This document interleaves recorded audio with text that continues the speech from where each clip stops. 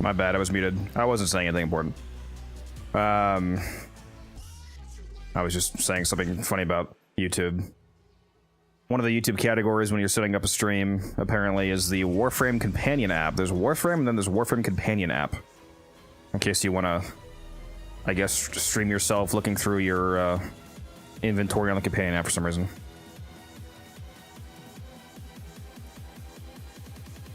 Oh, also, I was apologizing. I guess the one important thing I said is, sorry, I had to restart the stream. I had to fix a setting on OBS that you can't change most settings when you're streaming, so I had to shut it down and restart it.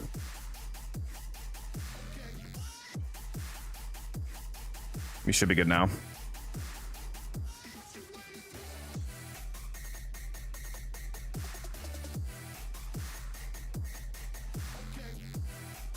What's up, Smurf, Proto, Rodrig, Evo, everybody's here, how you doing? Alright. I already did all this. I'm still waiting on the boys to get on someday this week so I can do my damn weeklies.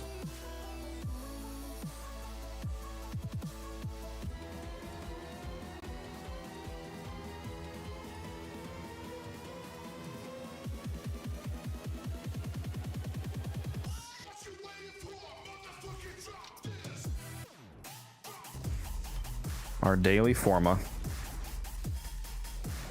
Oh my god, I'm stupid. I farmed Argon last night, and then I didn't actually start building a fucking Omniform. Oh my god, dude. I'm special. I literally went to the Void with the express purpose of getting Argon to finally craft some more Omni. Because I have plenty of Nitane and plenty of Forma, then I didn't actually start crafting it last night. Brilliant. Brilliant play, Codex. Also, somebody subbed, I think. Somebody subbed when I had to shut down that first stream. Flexible Smurf, thank you for that. I think that's 4 months of subbing from you at tier 1. Appreciate that. Thank you very much.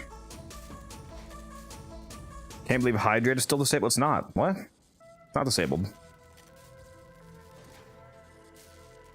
Hydrate is not disabled. It's active. It went up in price to 500, so maybe you just need to look farther down the list. Although I have nothing to hydrate with, so... because I ran out of water and I forgot to buy some at work today.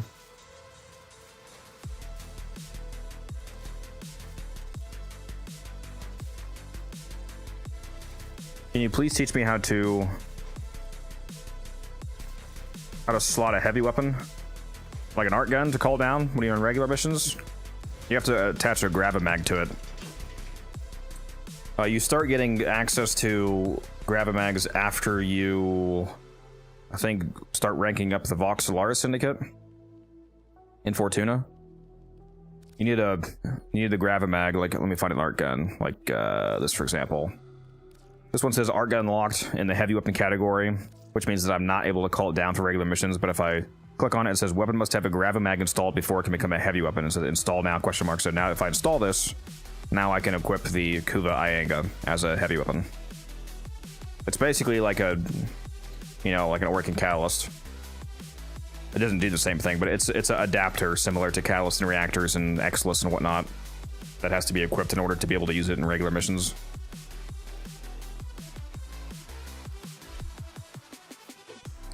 Which the Steel Pass circuit didn't take that long to get to tier 10. Yeah, I think it's about, if you do it all in one go, it's about 3-ish hours. It's like 2.5 to 3.5 hours in one go. What game is this? It is Warframe. If you check the link that just got sent to you in the chat, you can check it out. It's a free-to-play looter shooter game. It's very good. I have well over 10,000 hours in the game. And that is for a reason. Please drink some water, you thirsty bitch. I don't have any fucking water, T-Spin. What do you want me to... Hold on. Hold on.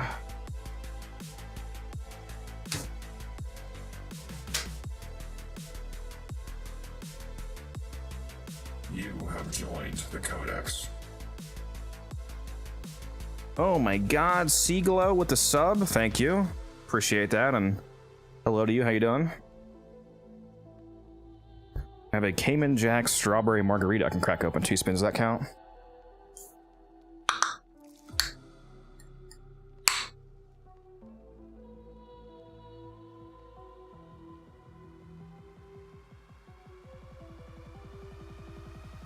this is alcohol, so this is the exact opposite of hydrating me, but you know.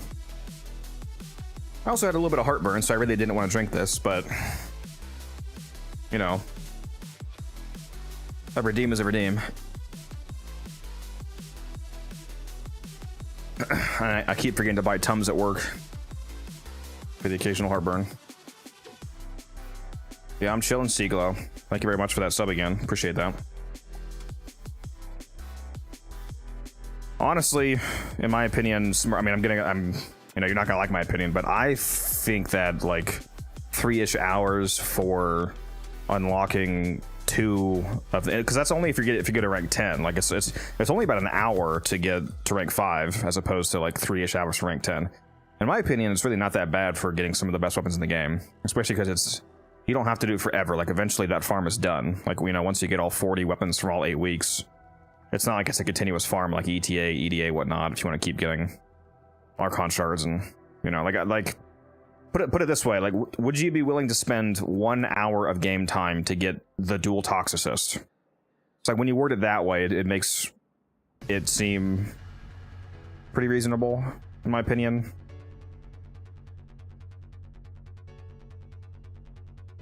How many channel points for a little kiss? Hey-oh, wait a minute. That one's gonna cost you. What's up, Murphy? How you doing? Alright, what am I doing today?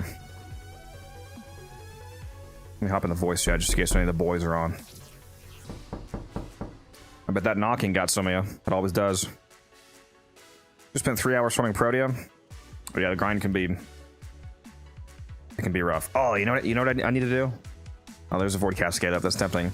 I need to... Somebody in the clan chat said that Akrathis this week has a companion ribbon, I think.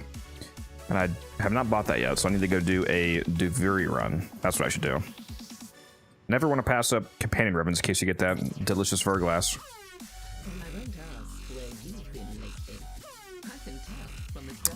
Whew, wow, damn, she has a melee, a shotgun, and a companion. Okay.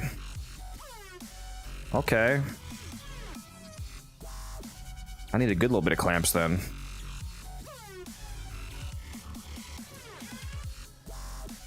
Not sure why I just said her wares were updated, but whatever. Apparently I don't have this either. Let's buy that. 2 children and no money with her husband. Poor Sophia. I wonder if sad memories can even exist in that. You playing... Oh, Soulframe when it releases? Yes, I'm gonna be buying the Founders Pack for that game. Speaking of which, we're gonna be hearing about that tomorrow. Tomorrow at 2, I think it's at 2 p.m. Eastern Standard Time. There's a Soulframe dev stream, and they said part of the dev stream is going over the Founder Pack details, which I'm very excited for, because I was not able to be a founder for Warframe. I'm definitely going to be a founder for Soulframe.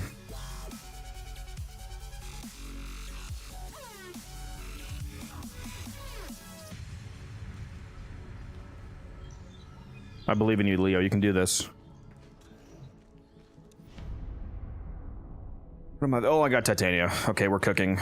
Oh, chat, we're cooking. They give me Titania. Right, who's gonna go do a Steel Path Isle Weaver run with me? If you want to do this, message me in the game. Unified_Codex, same as my Twitch name.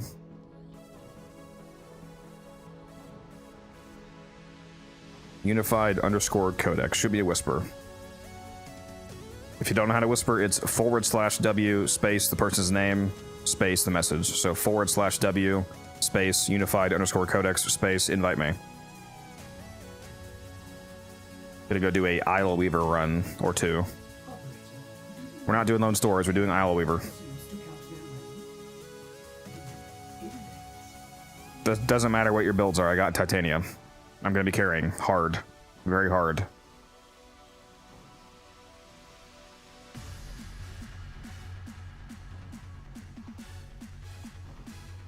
If you haven't seen Titania in Duviri, well, you'll see if you join. I'm gonna be carrying very hard.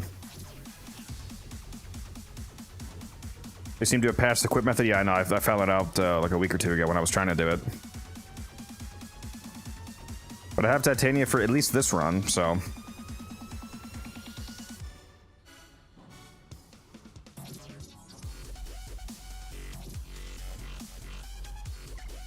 What's up, Lizzie?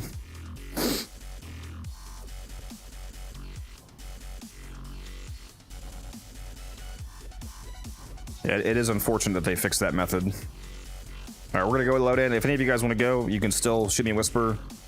Even when I'm in the cave, you can still be invited. So you have a few more moments here to try to get in. Again, message me in game if you want to go. It's gonna be a super easy run because I got titanium.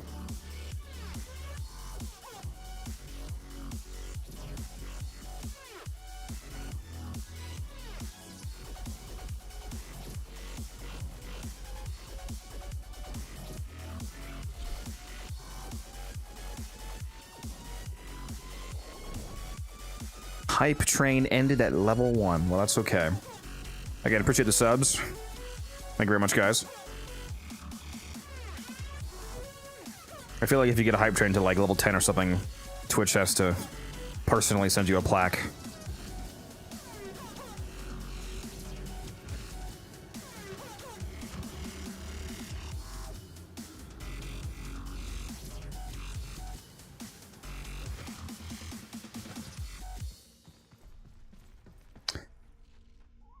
Did you increase the sub number count beside name?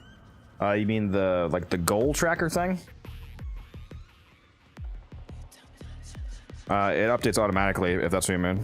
Like whenever I get whenever I like hit 70, for example, it goes to 80, and then if you hit 80, it goes to 90, and so on and so on. It just keeps going to like the next 10 mark.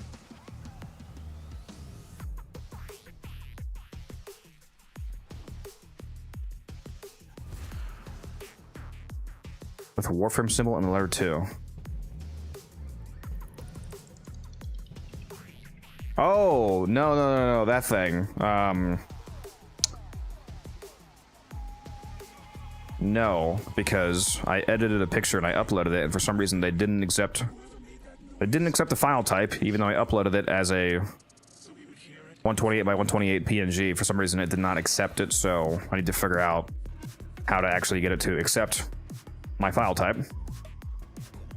Yeah, I know what you're talking about now. You're talking about the tracker next to you. I had the same problem when I was trying to upload emojis. I uploaded the emojis for the Twitch chat literally in the size and the file format that they wanted, and it just gave me an error code, and I was like, okay, I guess I'll try again later. My guns don't even matter. I'm playing as titanium. So yeah, sorry, I'm still working on that. Do need to update that, especially because there's some of you that have hit a year already.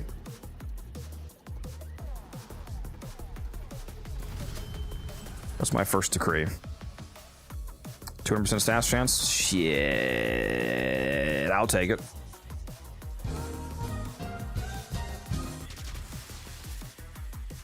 Oh yeah, I know you're talking about the yellow pointing guy from the Discord. That would be funny. All right, are we good, homie? Are we good? Are we getting in here? Loving the beard. Appreciate it. I try. Maintain it myself.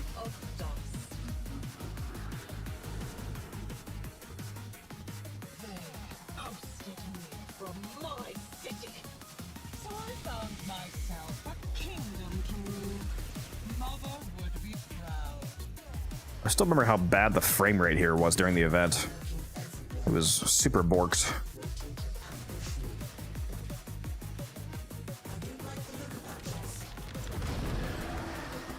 Really struggling with level cap Thrax. Any tips? Are you struggling with killing the physical form with regular damage, or killing the ghost form with your amp, or both?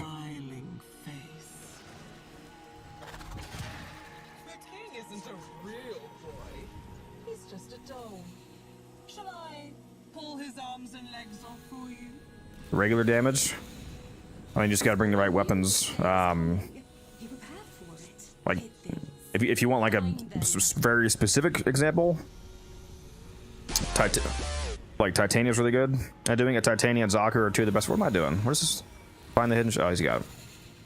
Titania is extremely cracked at Cascade with the right build.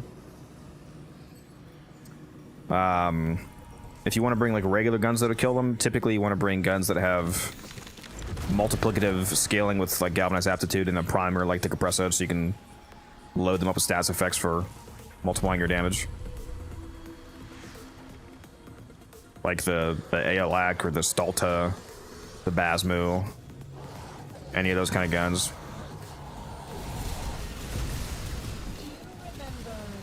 If you want to have a real super easy time, bring Titania. I'll say that. I don't know if you've seen me do Titania on a Cascade like I did last night, for example, but she absolutely shreds at level cap. Both in terms of killing the physical form and staying alive, it's both very easy. Your Invis Noko build is busted in Cascade. Yeah, I haven't actually taken it there yet, but I imagine it's pretty good.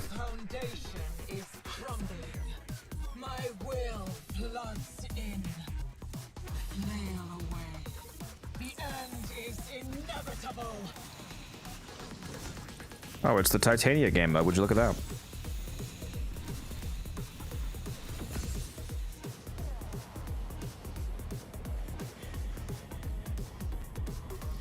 A complete black appearance, yeah.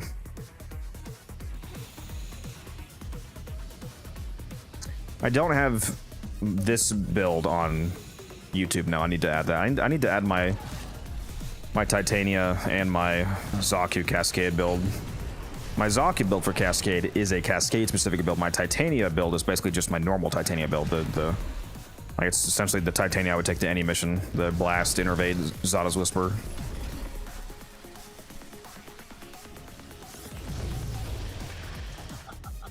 Kiddo, you are trying so hard. Yeah, I might do that Cascade. If you guys want to, whoever wants to do a fairly long Cascade run, if you want to wait for me, I'll do that for, you know, probably a couple hours at least. But probably just the whole. If I go into a Cascade, it's probably just gonna be the whole stream.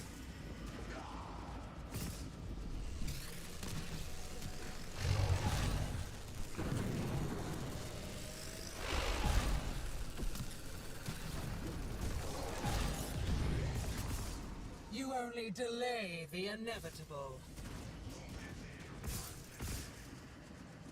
Well, there's one exception to that statement actually about using Titania, the same build everywhere. If I'm taking Titania to as like a really low level non-steel path, exterminate speedrun for example, then I use a thermal sunder Titania. That is a real fast way to crack relics, is by doing a non-steel path exterminate. Just fly through the map with Titania, blowing up rooms with a max range thermal sunder. Is Basmo a good weapon? Yes, it's very good.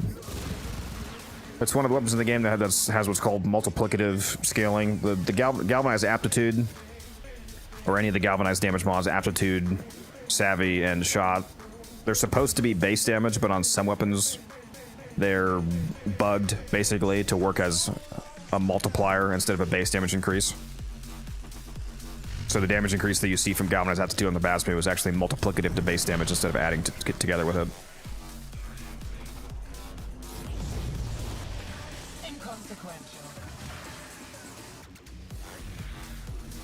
Yeah, I think you said you weren't able to get it, Evo, from the Nabros event because you weren't high enough mastery rank yet.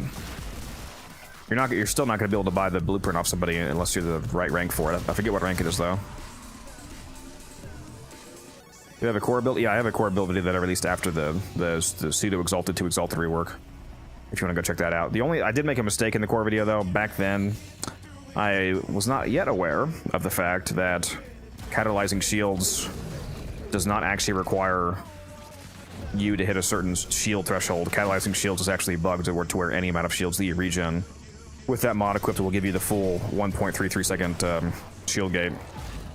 So everything I say in that core video about like, oh, having to hit a certain amount of shields by using multiple auger mods and whatnot, and like using blind rage to make abilities cost more to do that, none of that matters, because that's not true. So you don't have to use blind rage if you don't want, and you don't have to use any. Well, you do have to use at least one auger mod or brief respite because you have to regen some amount of shields, but you don't have to regen your full shield value. As long as you regenerate at least one shield, it activates the full catalyzing shield gate. Aside from that, the video is good. It's pretty much the same build that I use now. I'm just getting started.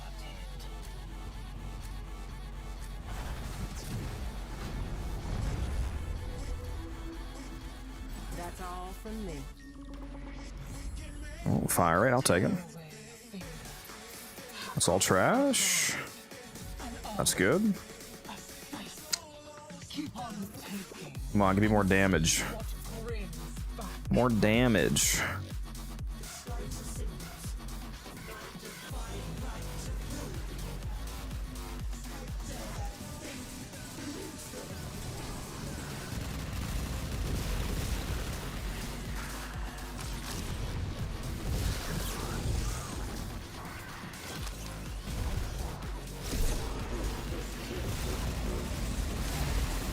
Yeah, I'll probably just do this one Deviary run, and then we'll go do that cascade with whoever wants to go.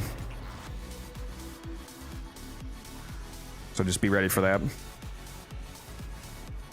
Do I like Wisp? I sure do. What are we? No, there's still a guy alive? I was like, what the fuck's going on? I was dying all along. Did you know that? Dying from the poison I sucked down to kill I'm not gonna lie, I'm gonna be lazy and bring Titania again to the cascade. until it held out my own severed hand to me and offered me life.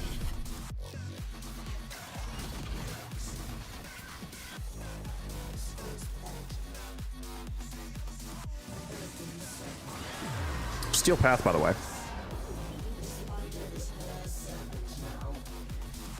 Alexia does not like this build.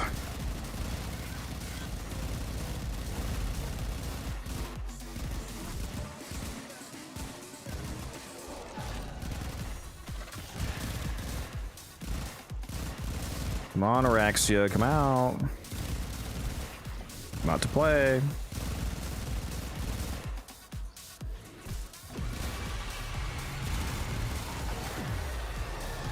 It takes longer to get to her next phase at this point than it does to actually kill her. And I will feed you as your old master never did.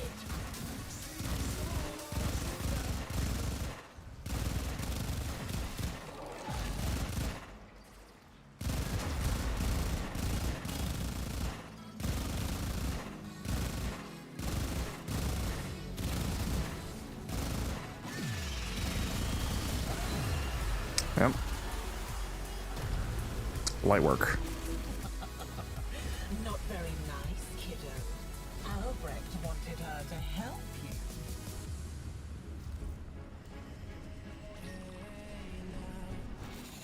you. Ooh, I went right past it.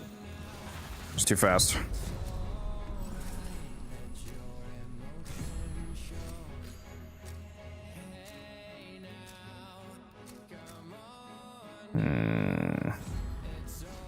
Give me the double crit damage decree, please.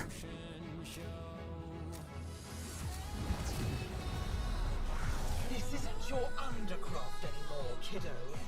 These creatures are no scourger. But I think Vanina will be our fourth player. Looks like he messaged me, and T-Spin and Musi said you're both gone. There's our full squad. Then make sure you guys spend your traces before we do it.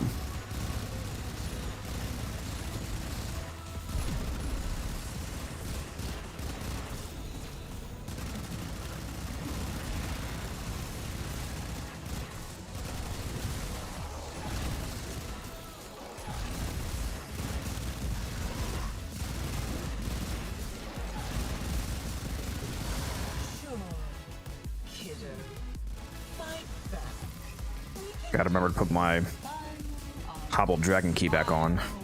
after spiral.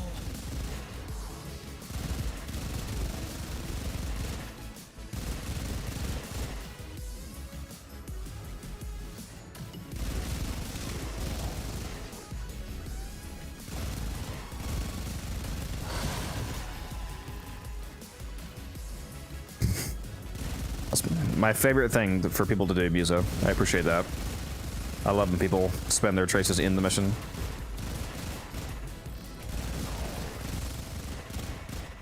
That's what Leo always fucking did to me. I swear the motherfucker was trolling me, dude. All the time in the universe. You know that better than anyone, don't you, kiddo?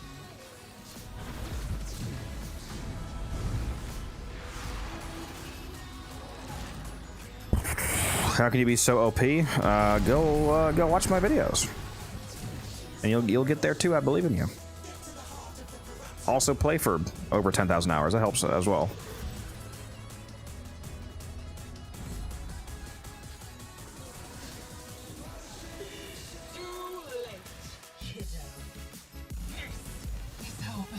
Ankle, yeah, I just need to put on ankle weights like that one guy in Naruto. Never watched the show, but I know there's some guy in Naruto that always wears weights for some reason.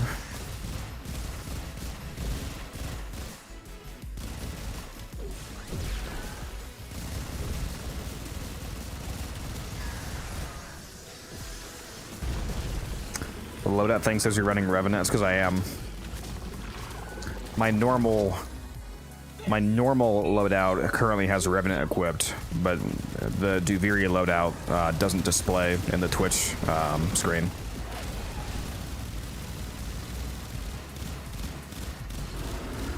When I leave Duviri, I'll have Revenant equipped. Everything that it's currently showing you that I have equipped was like my non-Duviri equipment.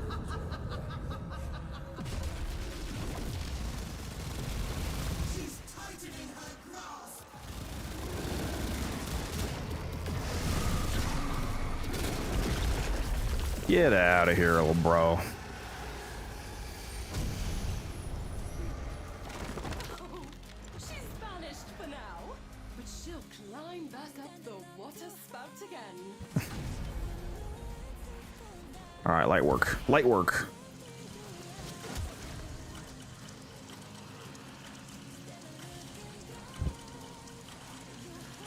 You want another hydrate command? Trying to drown me?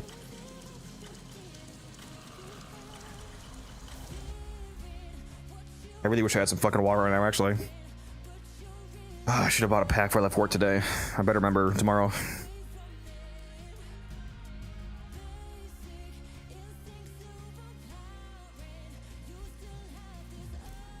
Alright, I'm gonna go buy that companion ribbon right now.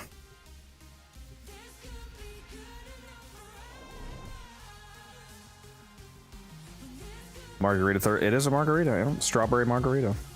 Never had it before. They're not bad. Not my favorite though. Probably not a super smart idea to drink when you have a little bit of heartburn, but you know. We ball. Please drink some water. I think me and Mizu are bringing Titania. It's just gonna be a full Titania squad.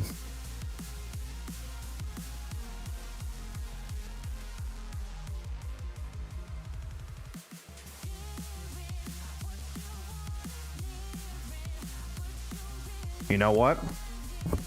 You know what, Smurf? That's a good idea. I think I am gonna go drink some fucking milk. Actually, you're a genius. I do have milk.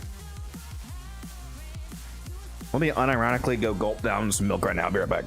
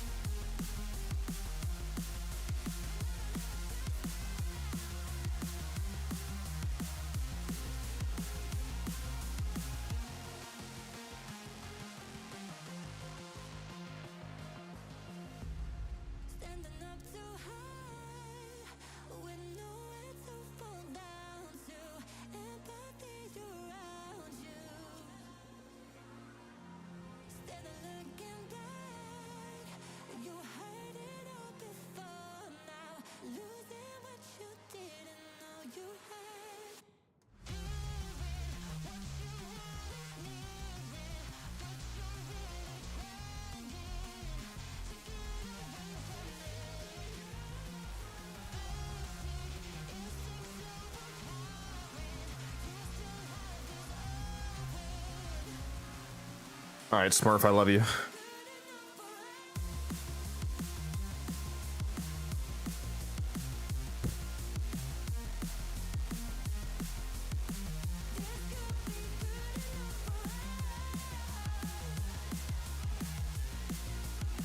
Not the rat milk.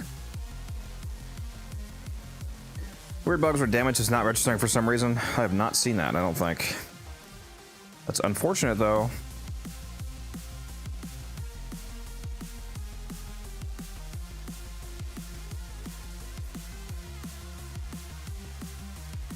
One relic for Gauss systems. Alright, what else am I going to make radiant then?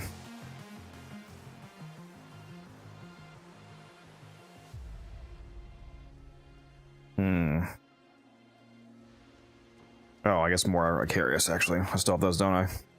Icarius Prime... Receiver. Yes, that's what I need.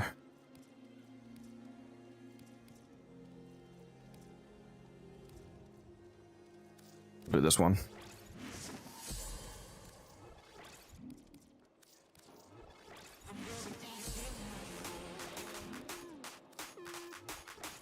Okina BP. Why? Choo choo, motherfucker! That's not getting vaulted yet. That's, I think that's next after Gauss.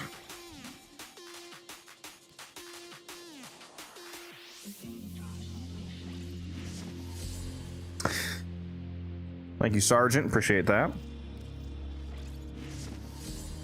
Have a good night's sleep.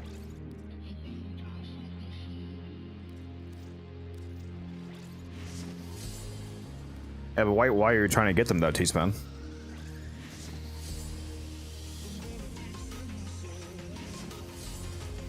He's still doing it? He's still doing... What? Making radiance? Am I not supposed to make radiance? It's my lifeblood.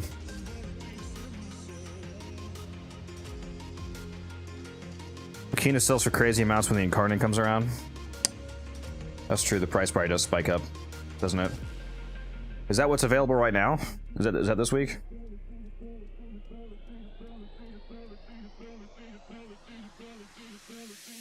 Alright, now it's selling for nothing.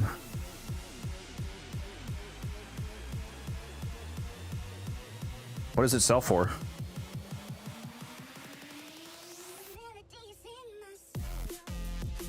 Oh, that was last week? Huh. Well, I'm going after Icarius, because it's about to get vaulted.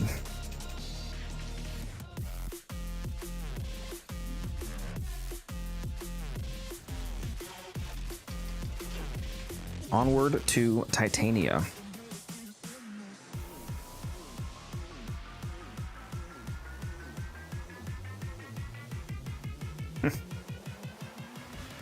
What's up, Taylor?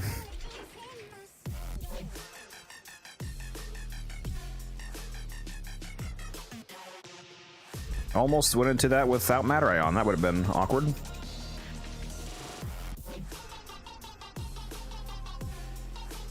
Alright, let's get in here.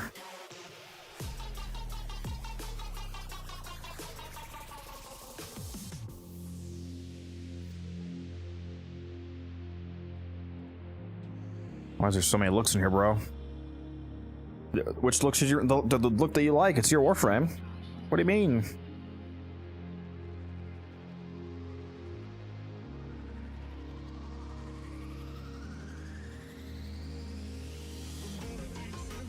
Whatever one you like the best. You liked them all too much? Well, flip a five-sided coin then.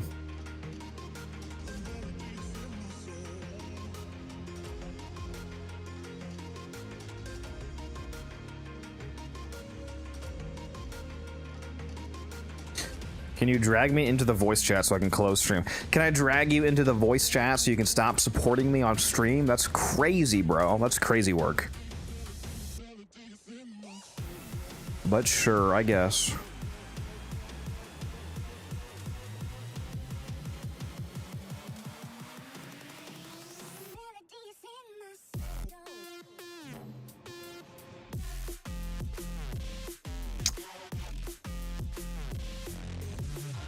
I'm 70, it's not like you lose ad revenue. Well, it's actually not true. That's not how that works, but I was kidding. I still get, it's still better to have the extra view. Also, the ads that you skip by being subbed are paid out. It wasn't that serious, though. It's all good. I was kidding.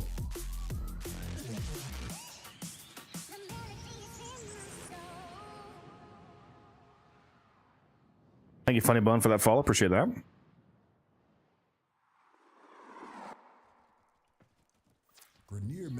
If I could take revenue from you, I would. That's crazy. This guy. so they can stop the cascade getting out of hand. Oh, I forgot to put my fucking... Hold on. We're boarding. We just started, so it's all good.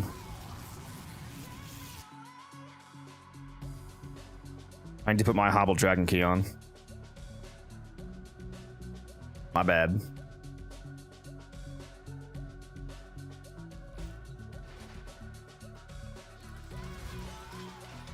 You did not disconnect, it was me. I aborted the mission. I need my hobbled key. Need to hobble myself.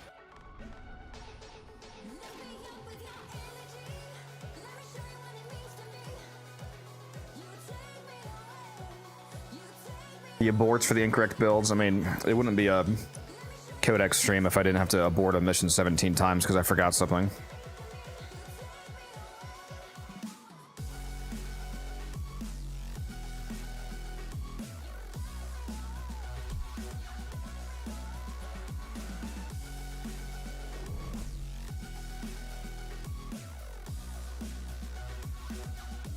The Hobble Dragon Key actually makes his Titania build so much better.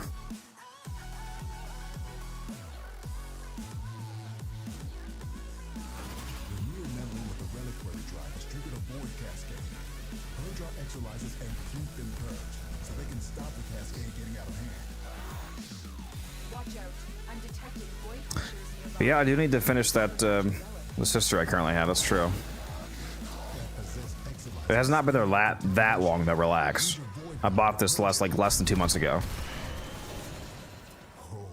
To make my 60% Cycron.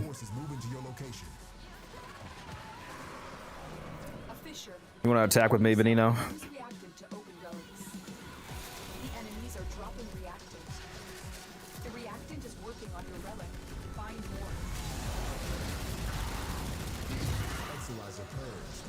Alright, there's our attacker.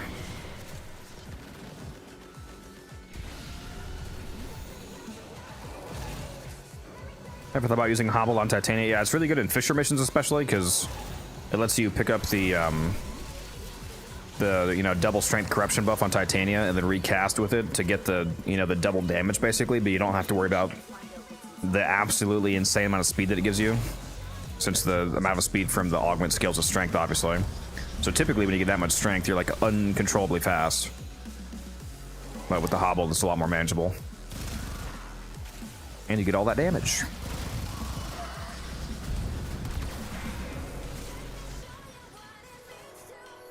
What missions do you run these days besides Void Cascade? Conjunction Survival. I love Alchemy. Alchemy is one of my favorite missions.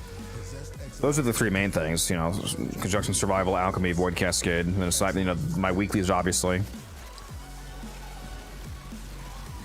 What's your opinion on the new Zaku augment? Trash, to be honest.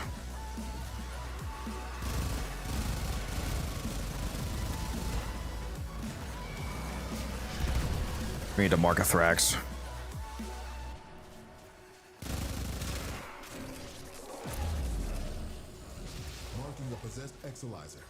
There we go. There's one. Keep that homie alive. Spent Exilizer has been retired.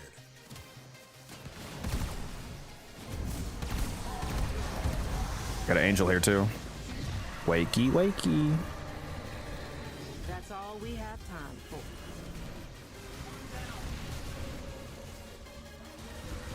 Yeah, the new Zaku augment seems to have basically no purpose. Because he already, at least at higher levels, he already instantly kills everything, so I don't know what the point of any of the buffs that you get from the augment are. Did you see angel ghosts are attenuated now?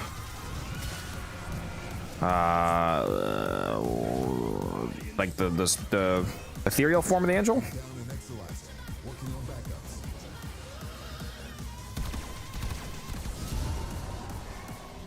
Oh, there goes Veneno.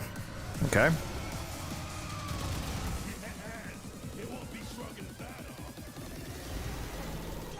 Keep those manifestations away from the Exilizers. Well, the angels still seem to die instantly, so not too worried about it. This is yours now. Extract yourself when you need Yeah, I love alchemy DSP. I think most people do not dislike alchemy for. Did you just bug the fucking? There's no way that you already bugged an equalizer. There's no fucking way. We just started the mission.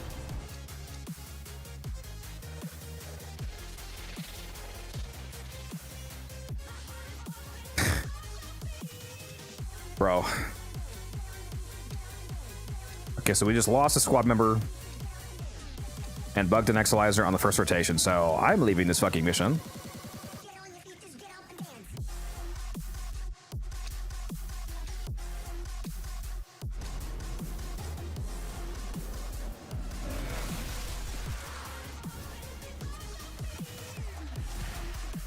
Okay, so I'm getting the fuck out of here, yeah. Ah, well, where's the... Nah, fuck him, I don't even care.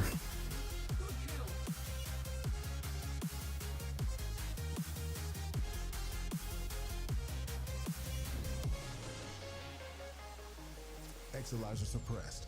Purge it before it makes the contamination worse. Cascade is approaching critical levels. Your time is running out. Good work. Oh, Venino, if you have an unstable connection, then I should probably invite somebody else if you are worried about that happening again. You conquer the foe, so you conquer yourself.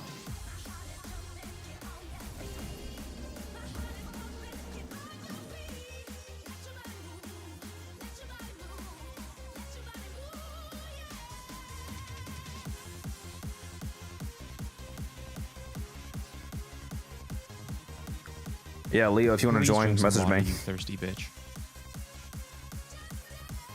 I don't have any fucking water, Smurf.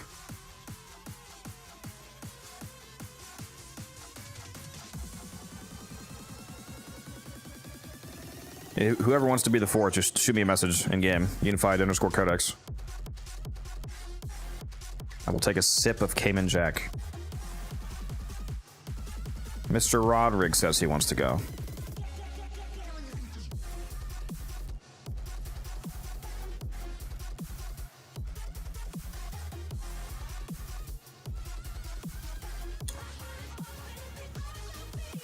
Well, I don't have the milk on me. I didn't get a cup of it.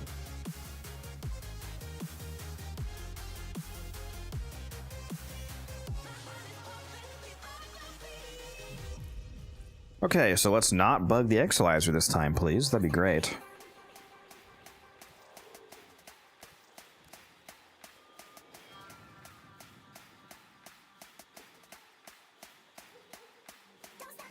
Milk and Tito's, yeah.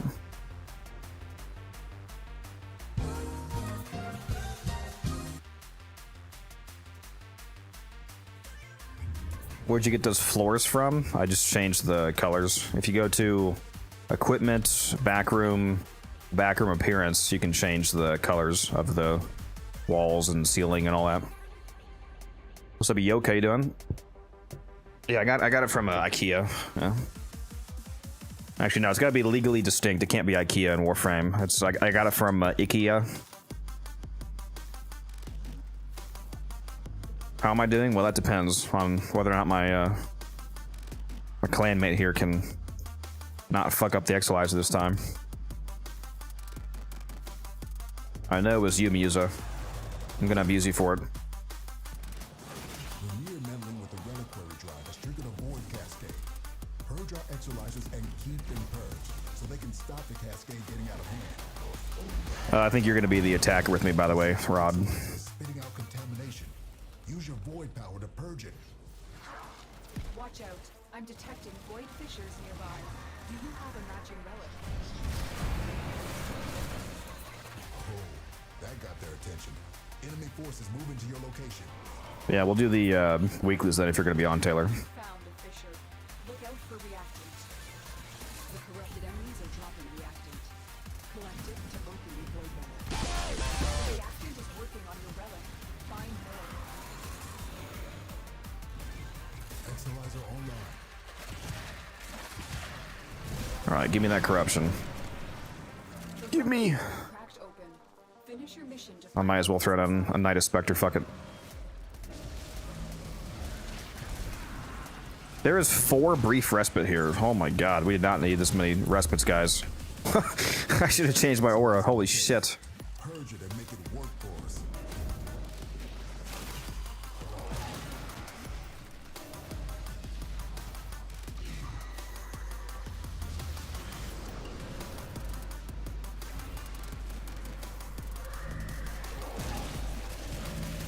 There you go, T-Spin. You're in the chat. Sweet.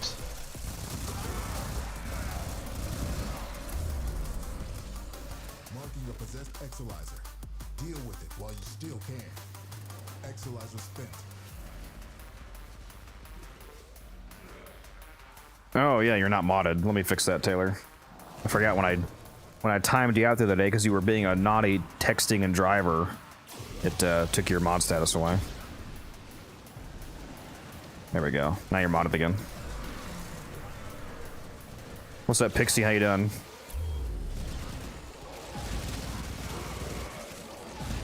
I'm glad to see that you took some time off from your knitting a quilt and taking a nap to come watch my stream. Contamination levels going in the wrong direction.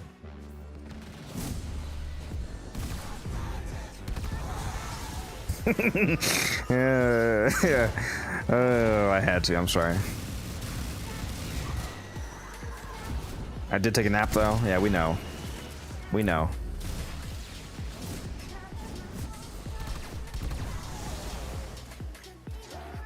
How does the Exolizer bug occur? Is it when you're about to pick a relic? Yes. If you clear an Exolizer during the relic rotation, it has a chance of bugging out and being permanently uncapturable, basically. Perma-red.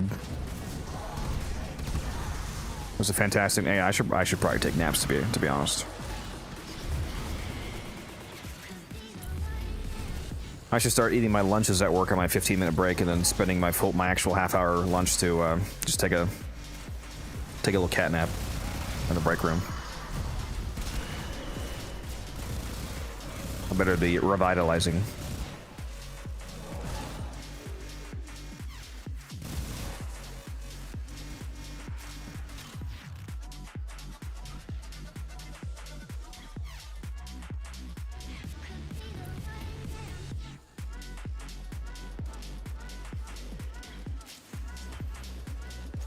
I'll have such a nice sleep after this all-nighter. All-nighter?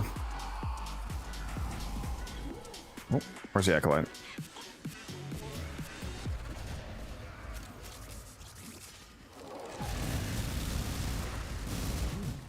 Our enemy has abandoned. Oh my god, please die. This is yours now. I've opened an extraction route. Your choice when to use it. There's the annoying-ass portal.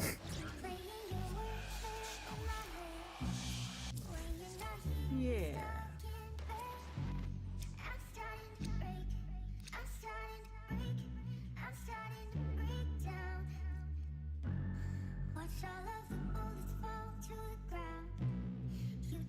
Yeah, I feel you, Pixie. I usually don't get enough sleep either. I need to stop that.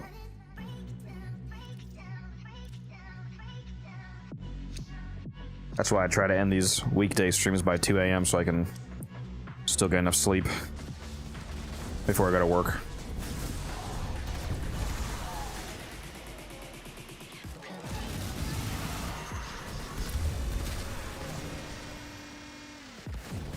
Readings are off the charts. I don't know what sort of nightmares you might encounter. We've found an Exolizer. Working on Got an angel in the same spot again. Wakey wakey. Forgot to mention the fix for the portals. What do you mean? What fix? Did they try to make their placement less annoying or something?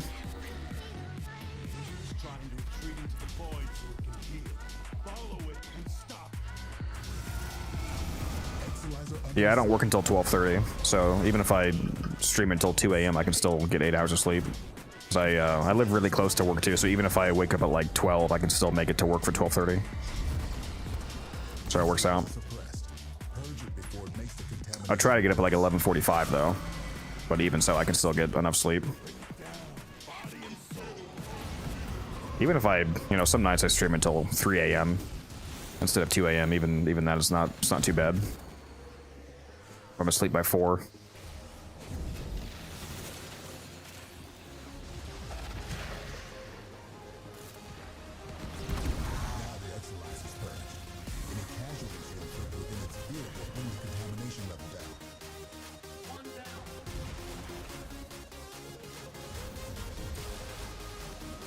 Host needs to run ahead of group, hopefully into the last area, and drop inside room as far as exit portal. Then you can use portal to get back to area 1 fast. Oh, fuck, I didn't pick up my goddamn reactant. That's what I get for reading chat. I'm pretty sure there was enough, too. Yeah, fuck me, dude. This is, somehow it's T-Spin's fault.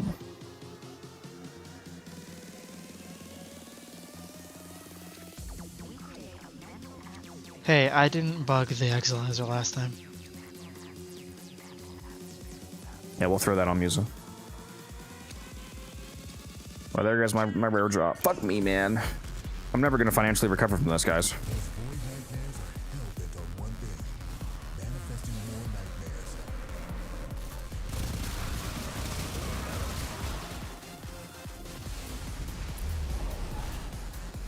Contamination just spiked. Keep your wits about you. Spent Exilizer has been retired. I think when I get to college, I'm gonna get into a polyphasic sleep pattern like Batman. Where you mean the micro-dosing sleep throughout the day?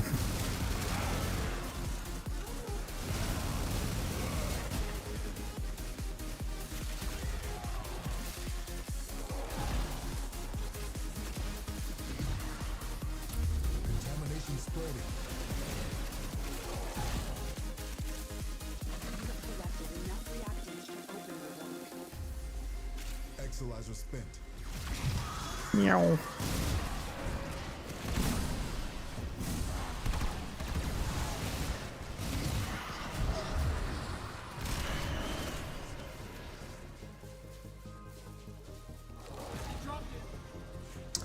Yeah, I'll have to try to master that portal tricked in if that's the case.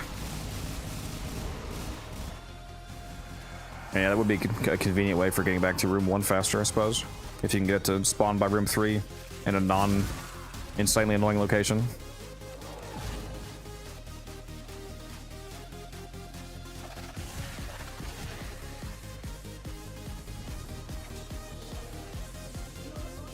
Oh, I just went through it on accident. Fuck me, dude! Oh my god. You just lost an Exilizer to possession. Dude, I hate these fucking portals so much.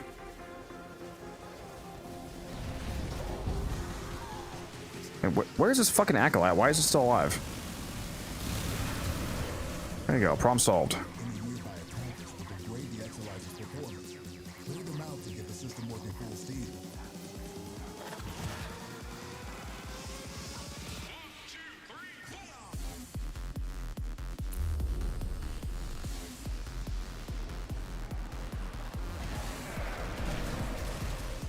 We're down an Exilizer.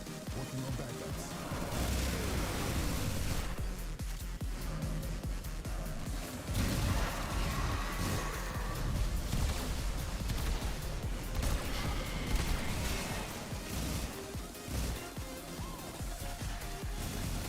Sleep paralysis, so that sounds fun. I've never experienced that. Down an Exilizer. Working on backups. Struggle has its benefits. It's insane to me that some people actually experience, like, waking up unable to move, and they're like, oh, I see a demon in the corner of my bed. My sleep paralysis demon. His name's Greg. He's chill.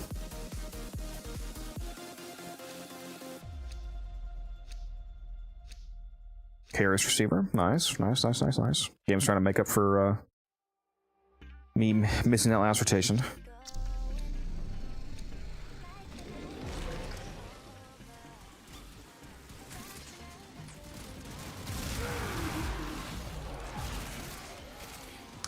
Well, that was the easy daily challenge. Apparently, kill 150 guys with blast damage was a daily. I need to do this K drive one before it expires. Oh, rip. That's what I get for trying to reset them. I got this K drive kill one I need to do before it expires in 19 hours.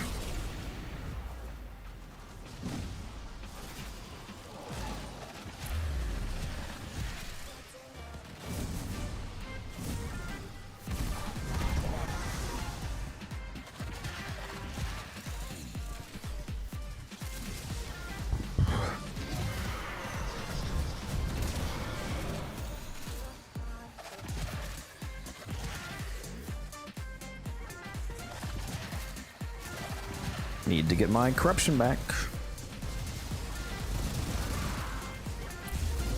There we go. Well done, Tenno. Your relic is opened.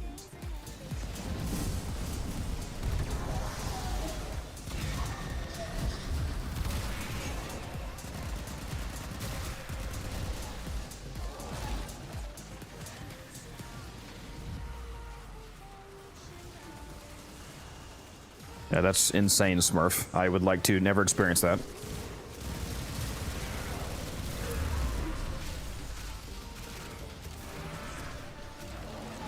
It's the K-Drive challenge that makes me not want to be a Warframe content creator. Wait, I mean, because I do all the dailies to get the mods as fast as possible? I mean, you don't have to do that.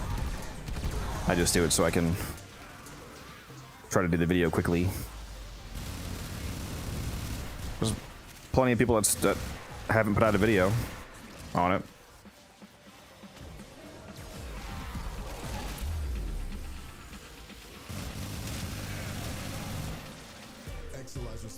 I'm looking forward to that HEMA augment. It's gonna be pretty cracked, getting 360% crit chance of crit damage on the Coda HEMA. I'm here for it.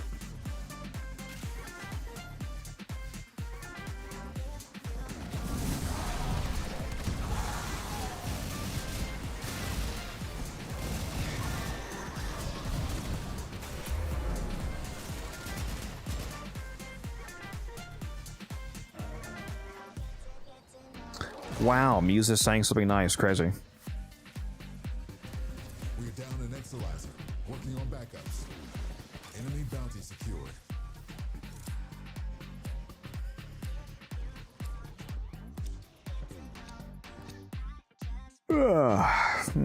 What am I taking here?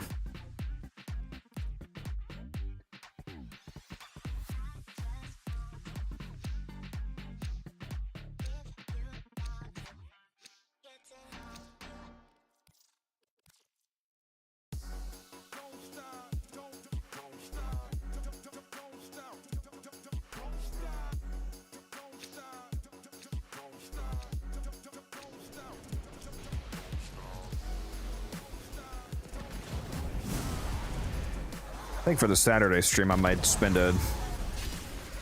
Well, I guess for the Friday stream, doesn't really matter. At some point, I need to spend more time going after the sister and the tenant weapons I have not finished yet. Those are two of my main goals left. Finish getting all of. Well, I have all the weapons. Getting them to 60 is what I need to do. I already own them all.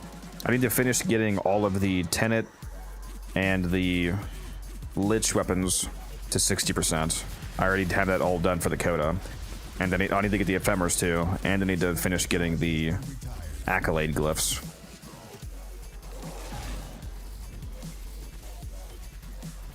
What is Equinox lore? I don't know if she really has any. I think she's one of the frames that is a bit lacking in the lore department, unfortunately. Just like Garuda that Steve said we were supposed to get lore for like 7 years ago.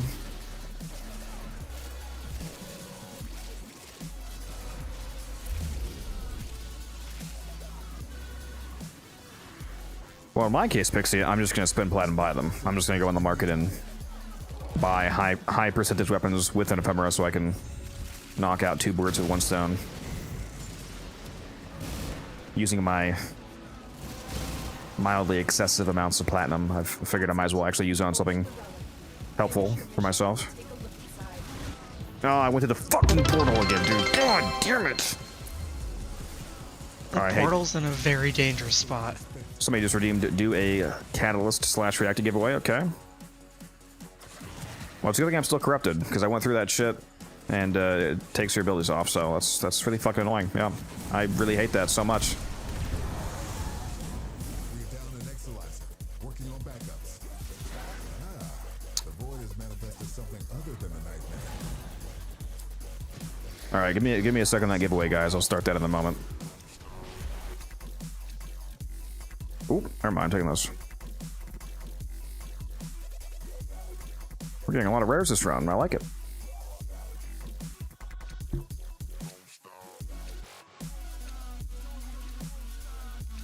Maybe I should list some of that. I think I have like, that was my 6th Okina blueprint, so I have 6 sets now.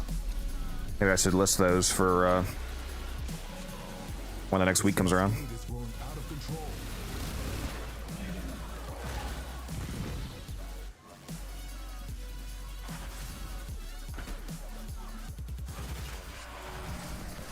Actually, yeah, let me redo this. Here we go.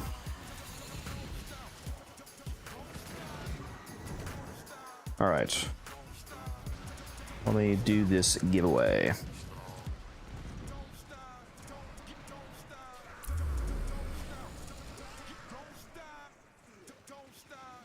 All right, exclamation mark enter in the Twitch chat for a chance to win either a catalyst or reactor, whichever one you want.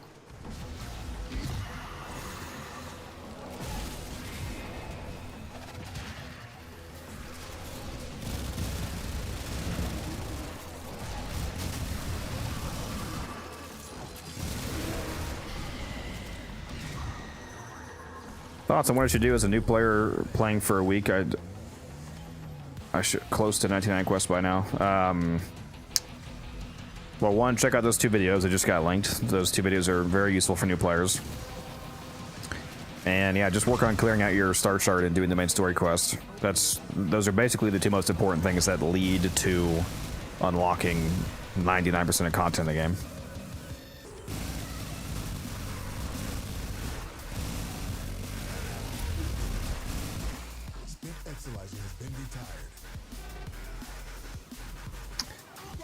And again, do exclamation mark enter in the Twitch chat, guys, to win a free catalyst or reactor.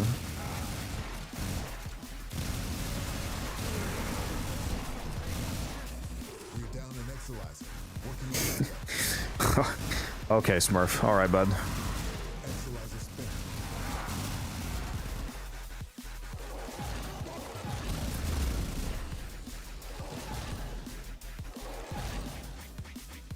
Cascade intensified.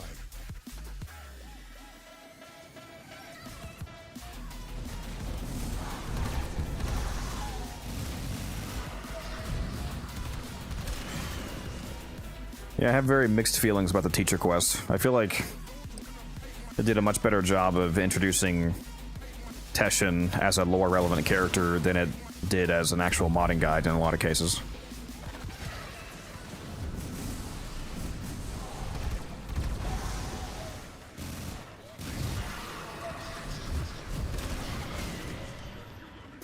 Like, really the only relevantly useful thing that the quest did is just introduce the idea of modding itself, and like, you know, hey, polarities exist. Like, that's good, but there's still so much more. They need to add another quest. They need to add a continuation to that quest that you somehow unlock after some bit of more progress, and it gets into more advanced actual modding methodology. Like, hey, here's why you should use different factors. Like, here's why you want to combine things like fire rate and multi-shot and crit chance and crit damage and base damage and headshots and blah blah blah.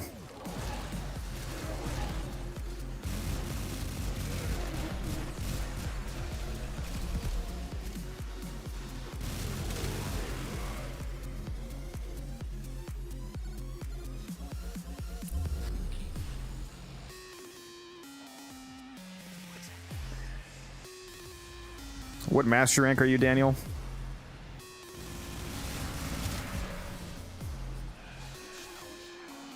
Because if you're master rank 14, for example, the Phantasma Prime is really fun shotgun with a pretty easy build, and it shreds.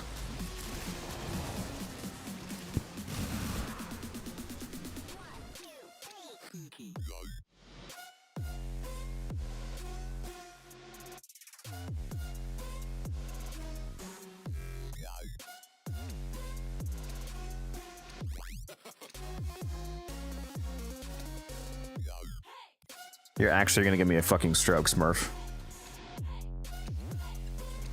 Almost. The best weapon that you can get, essentially, Daniel, is... It's only Master Rank 4 weapon. The Zorus is a melee that you can get from doing the Deadlock Protocol quest. If you haven't already done the Deadlock Protocol side quest, do that, and you get the Zorus for free. That thing, with a proper heavy attack build, absolutely fucks. It'll hard carry you through the star chart.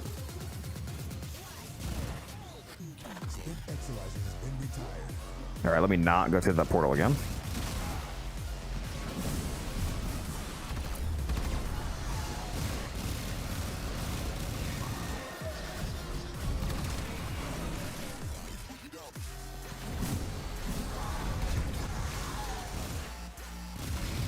Lacking good primary.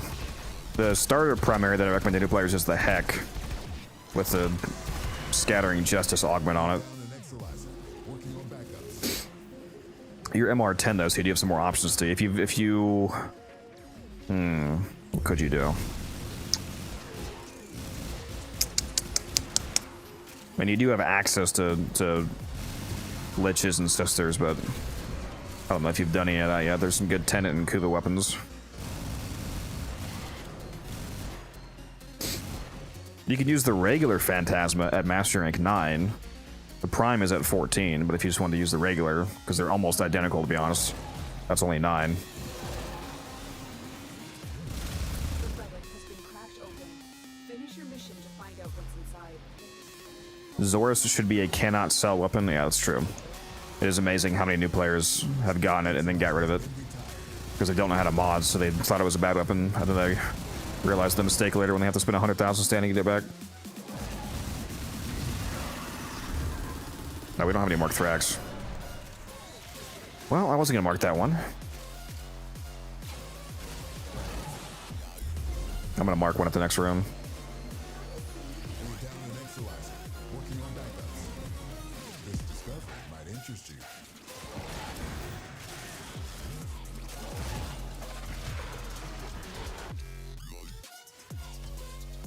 Well, you're getting the Okina blueprints you wanted to, Sven.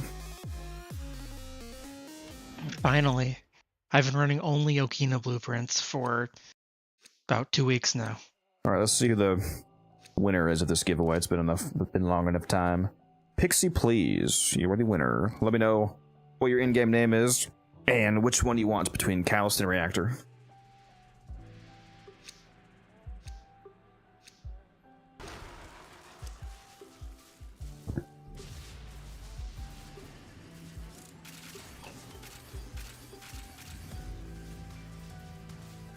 Exolizer spent.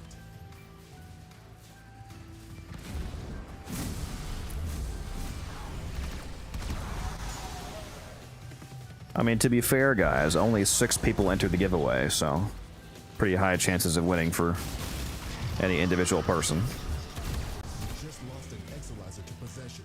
Get it back. Keep any roaming Thrax away from that Exolizer until it discharges. That'll nip this cascade in the bud. We're down an Exolizer. Alright, let me see if I can send this right now for you. You want a Catalyst?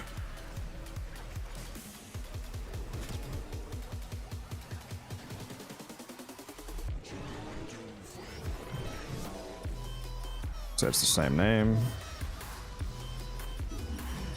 There you go. Enjoy. Exolizer suppressed. Purge it before it makes the contamination worse.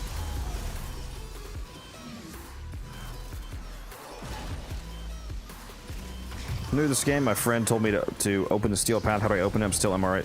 To unlock, you don't have Steel Path unlocked yet. You have to clear out your entire start. You have to beat every mission on the regular starter chart to unlock Steel Path. So I would just work on that and the main story quest, and you'll naturally unlock what you need to. How would you mod the Phantasma? I have a build video on my YouTube channel, Daniel, for the Phantasma. You can go check that out. The build will be whether you build the regular or the prime, the build will be the same. So just go check out that video. See what you make of this. I don't. There's no fucking reactant, dude. I have 9. God damn it. Oh.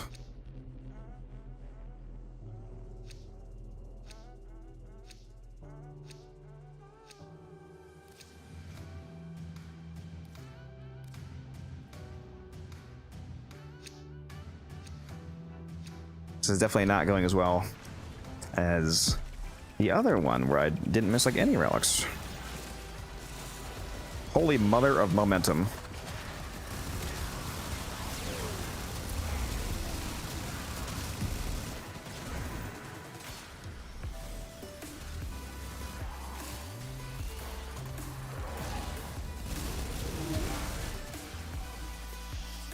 Oh, now we got this fucking guy coming.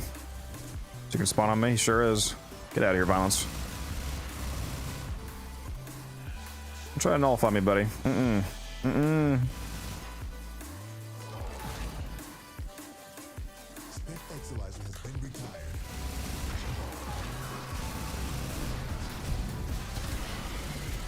Okay, I still need to mark one. Do not kill this next one here.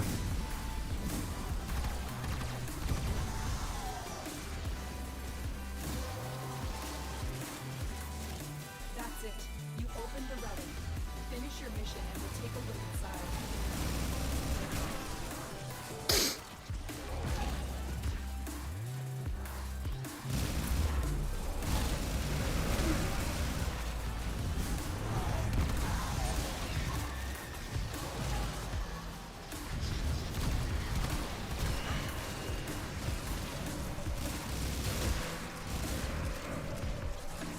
I guess you did, Swaney. Missed a giveaway.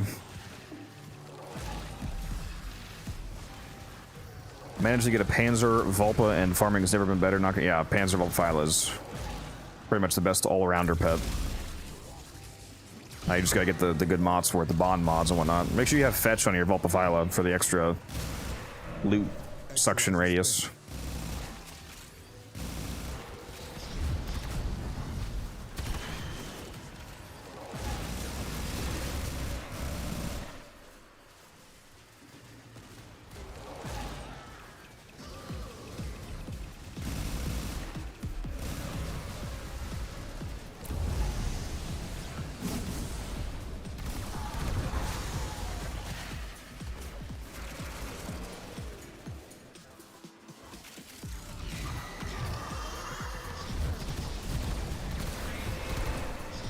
We're down an Exolizer, working on backups.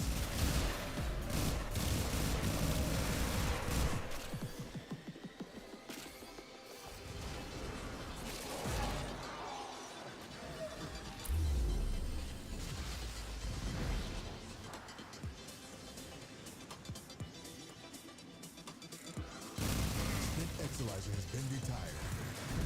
Our enemy's folly is your game.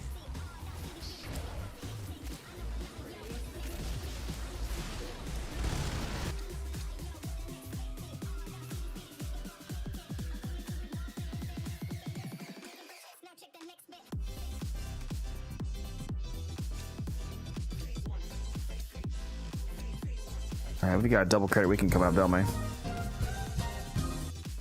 gotta remember to do that. I'm pretty sure that's the last weekend of the month.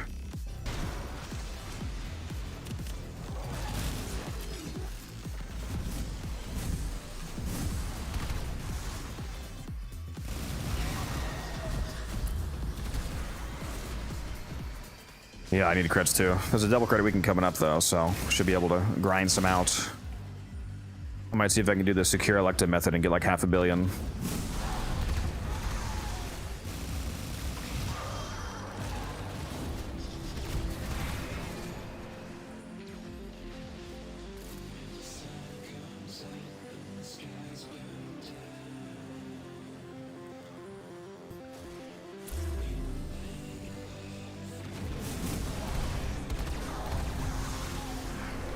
I don't know, Pixie. I know some pretty bad ones.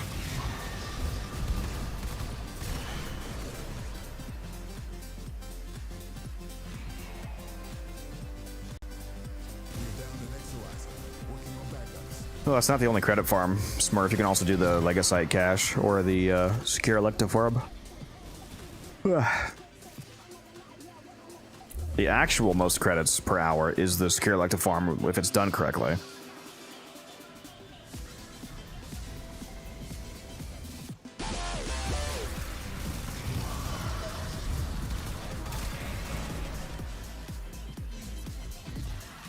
Yeah, Goss Prime is very good. I have a video on him as well, Daniel, if you want to check that out.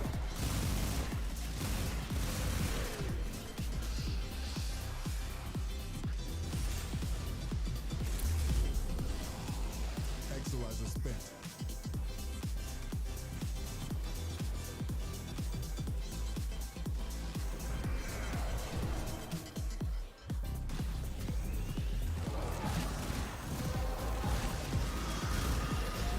That's crazy, Musa. You couldn't waterboard that out of me.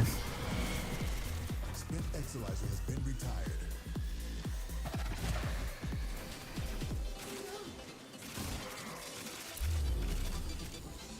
I'm not gonna lie, Chief. I would have taken that to my grave. Levels going in the wrong direction. We're down an Exolizer, working on backups. Coming up next.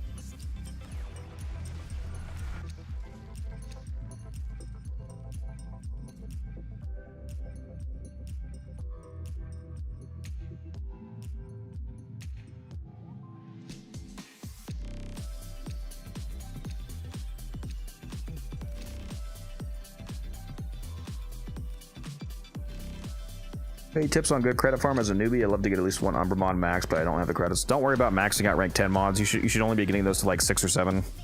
Because the cost of mods basically doubles each rank. So for example, that means you can get 2 mods to rank 9 for the same price that it takes to get only 1 to 10. Like going from 0 to 9 on a mod is the same cost as just that last rank. Just that 10th rank. So it's much better to spread your end-to-end credits around and have multiple high rank mods instead of like trying to max them all one by one, because then you're gonna have like one max rank mod and a bunch of others just at 0 while you're out of endo.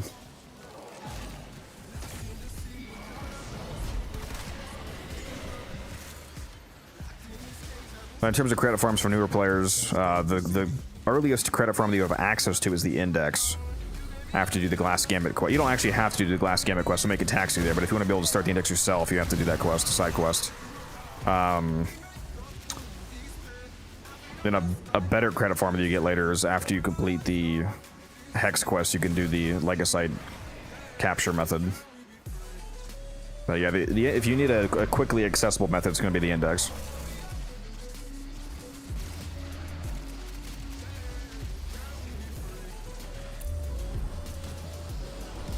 I have it maxed to mods because I don't want to form at 8 Warframes. Poor. I'm just kidding. You should have done that over the Double Affinity weekend. You could have gotten them, thrown this format on at you know, half the time required.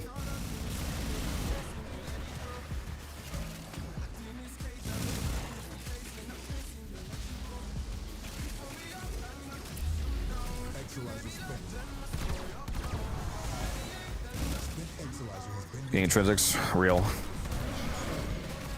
Yeah, that was a good use of the weekend. Anybody that still needed that.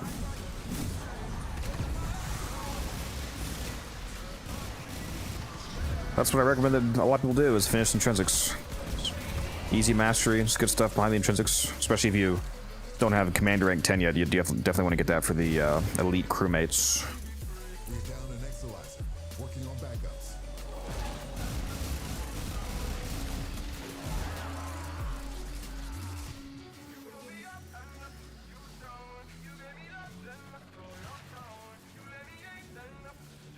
Only annoying thing about Cascade is that you can retire stuff so fast. I'm not sure what you mean by that.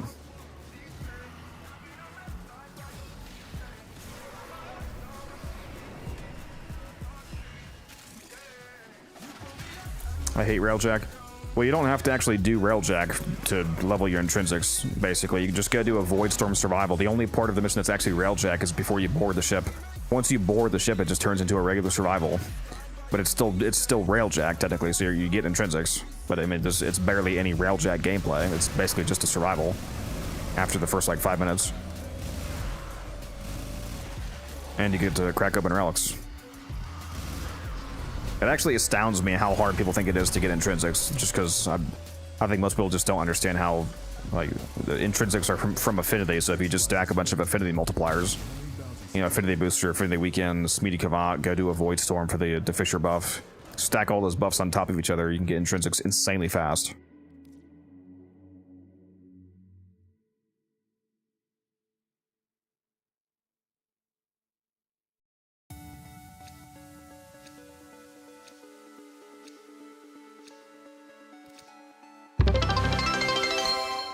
Oh my god, you guys are killing me with the giveaways.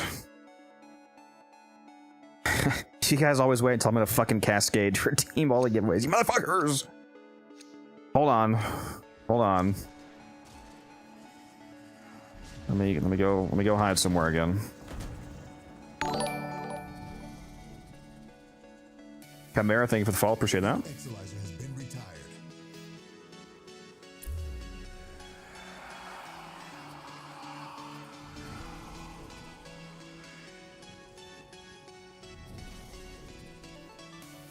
right, exclamation mark enter in the Twitch chat for a chance to win a Forma bundle this time. Exclamation mark enter.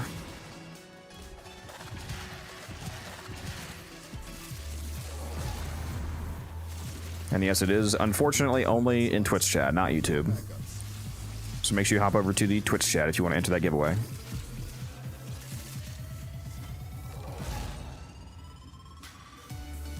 Ooh, I almost went to the portal again. Fuck you, portal.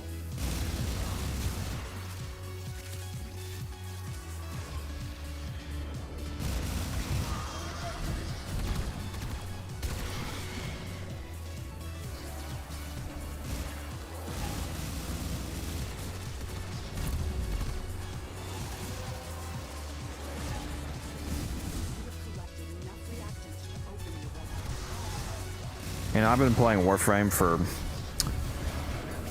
11,000 plus hours, and I've done just endless amounts of, well, first void keys and now relics in that amount of time, but still, I still get that little dopamine hit whenever that relic screen pops up. It's like, oh, is it going to be a rare drop? Are we going to get the rare? What are we going to get? Every time. It's fantastic. It's like just micro dosing of dopamine. Has been retired. This discovery might interest you. Well, here it comes. I can feel it.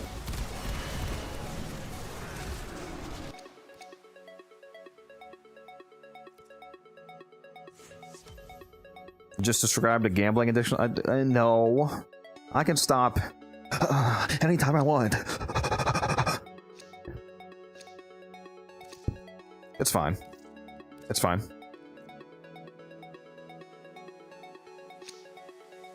Good endo farm, yeah. So the arena is the best endo farm, but it requires a super sweaty team and a mod booster.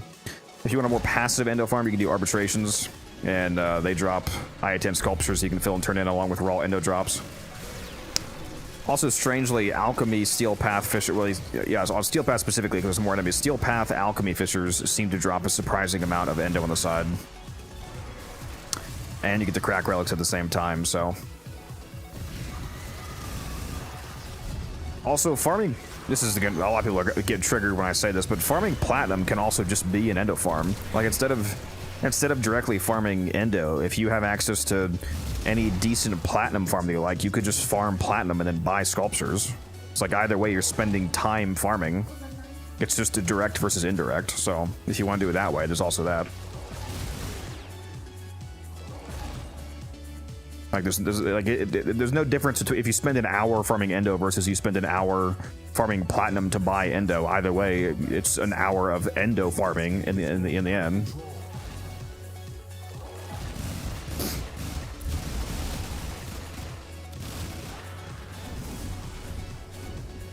I don't know why people get so mad about that. Like, what do you mean spend platinum on endo? I could spend that on other things, but yeah, but it's platinum that you wouldn't have gotten if you didn't spend that time getting it for endo anyway. There's no actual loss there.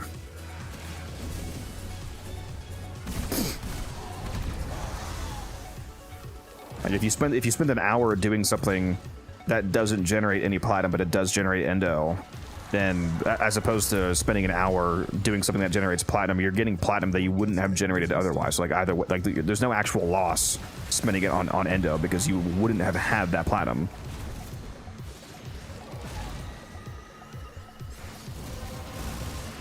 And the plus side of that is that there's a lot of, you know, platinum farms that you might find more enjoyable than direct endo farms. Like a lot of people fucking hate doing the arena, for example. But you'll probably have a good time doing a fisher mission that you like. If you know, like, oh, I like chilling in a survival, you can just go do a survival fisher, sell your prime parts, spend the revenue that you get from that on sculptures, and there you go. You just did an indirect endo farm.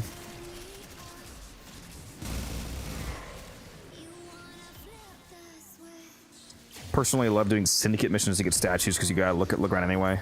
Speaking of statues, as a new player, make sure you guys do your weekly Maru statue hunt because that is one guaranteed quick statue per week.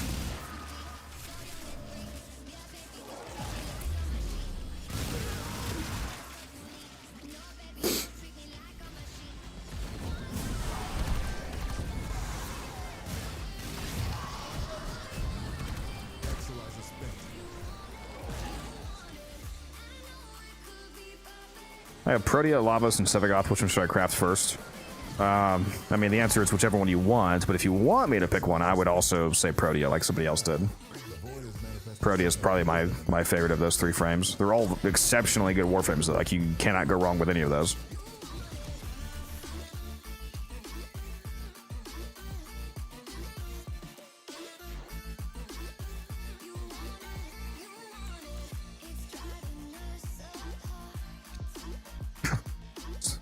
Based Smurf, alright.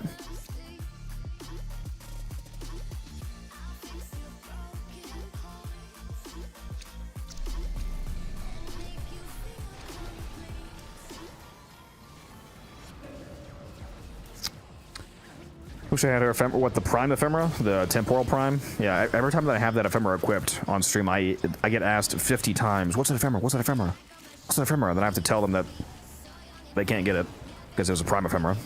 You gotta wait until Protea gets vaulted, and then you gotta wait until she comes back in Resurgence, and then you can buy the ephemera once it's available for Regal Aya.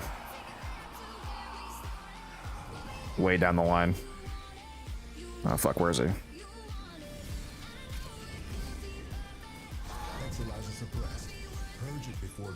I don't even see them retaking that. Sneaky, sneaky Thrax.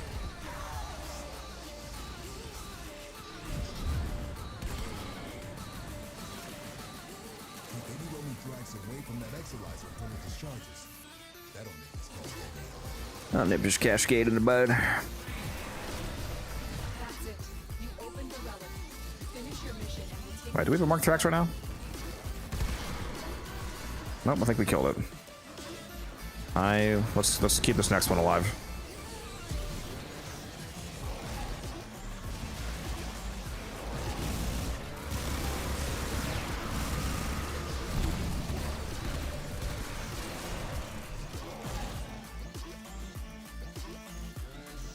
Need a lot of endo and all doing open world grindage should so much to do. Yeah, doing bounties is also another good source of endo. Primarily if you're able to speedrun the exterminate bounties in like the Zeraman or Halvania, that's pretty decent endo. We're down an Exilizer, working on backups. I would say the Zeraman exterminate grind is the best because the benefit of doing it, one of the benefits of doing it on the Zeraman as opposed to Halvania is that you don't get standing directly, you get Void Plume Quills that you can turn in for standing, which means that even if you were to run like 50 of those bounties, if you were to run like 50 bounties in Halvania, you would like the first few of those bounties would cap your daily standing.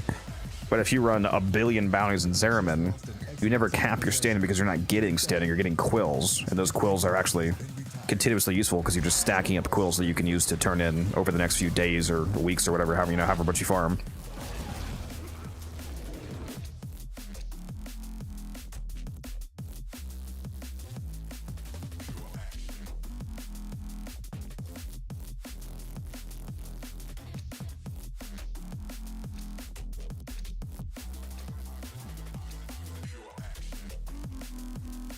Oh yeah, let's do the giveaway, my bad. The winner of Veneno. Veneno was the winner. I don't think I even needed to give me your name, Veneno, because you were the one I was just playing with, so you should be in my recent players list. So I'll send you that former bundle momentarily.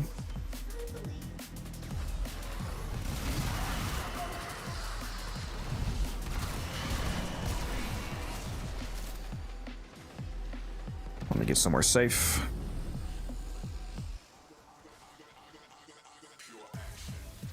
I have to keep using Wildcat's profile to do it because I still have the bug where I cannot open mine.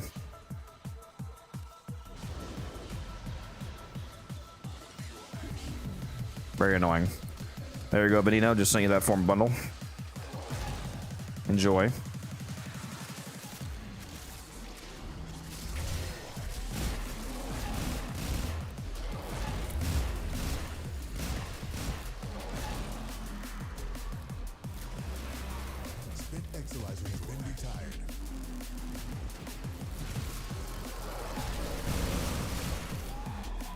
Where's my damn reactant?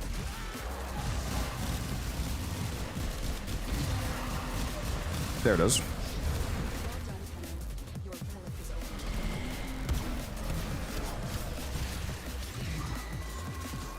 open. Ah, my fucking bouncy glaive just killed the Mark 20 accident. Mark the new one. Oh, wait, no. Wait, no? Did it not? Please drink some water, you thirsty. Oh, never mind. I thought it did. So it's up there, though. I'll kill this one.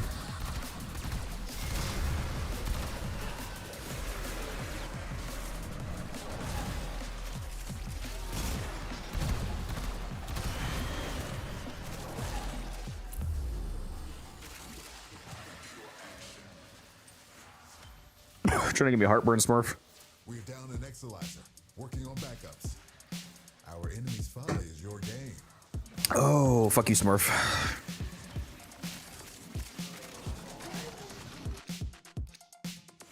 Another one. Bro was complaining about getting Okina blueprints. All he had to do was play with me on my streamer client.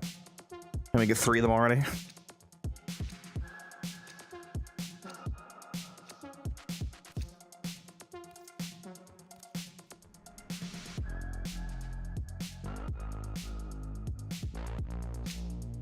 Margarita the milk. Why don't I just combine them? Make Margilk. Cascade intensifying.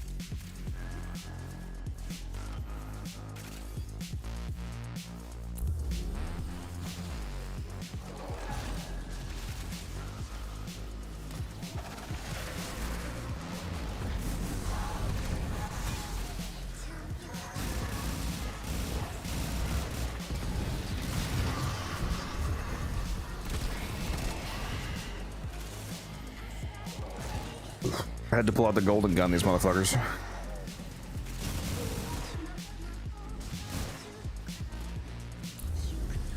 Tell me a best companion in Panzer Vulpaphyla.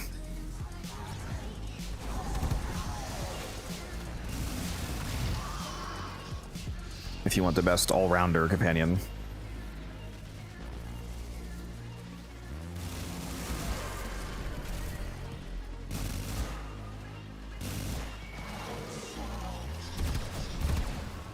Can these Thrax stop fucking teleporting, please? My god.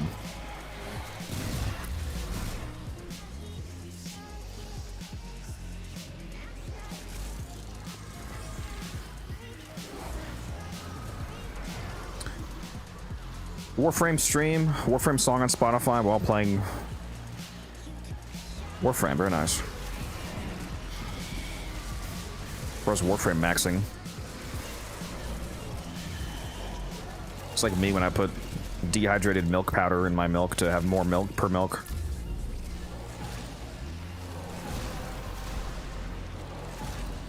That's it. You opened the relic. Finish your You sound like me over there with your milk squared. Exolizer has been retired. Yep.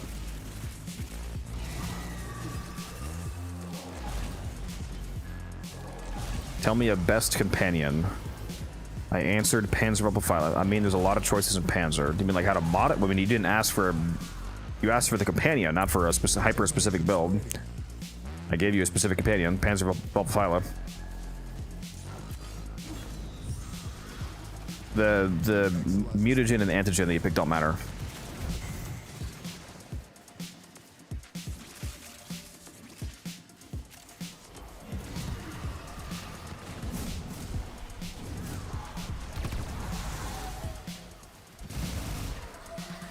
You could just pick anyone. It doesn't really matter in the long run.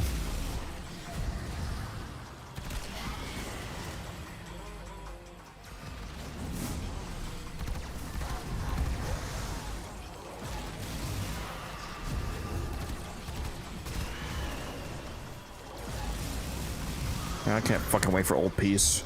I'm so ready.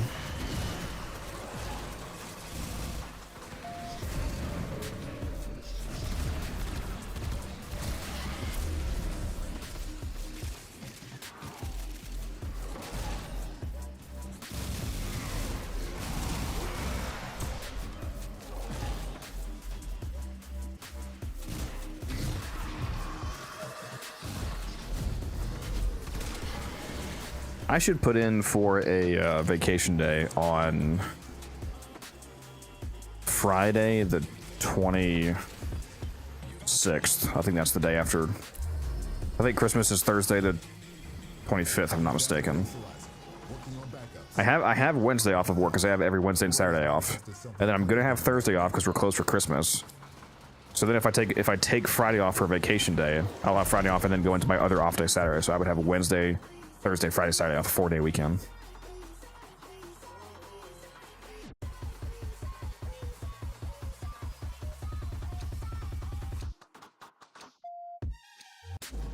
And we could just Warframe max the whole time.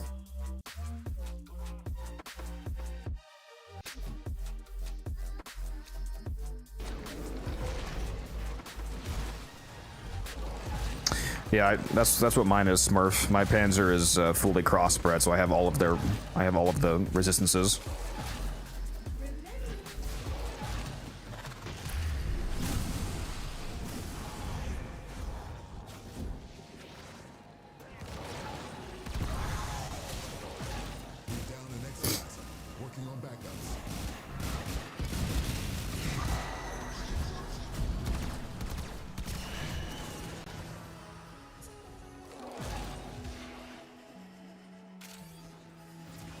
How does the crossbreeding work? You get two Panzers that have a different antigen and/or mutagen combination, and then when you breed them, it hybridizes the resistances of both into one, and then you get two more Panzers. There's 4 antigens and 4 mutagens overall, so you get two Panzers that have. Like, Panzer 1 has a different antigen mutagen than Panzer 2. You fuse them together, then it'll have 2 of the 4. And then you get 2 other Panzers that have the other 2 of the 4. You breed them together, then it'll have 2 of the 4. And then you breed those 2 hybrid Panzers together, and that last one should have all 4 of them, because it'll have the 2 from the first one, 2 from the second one. You just keep breeding different genetic Panzers together, basically, until you have all of them.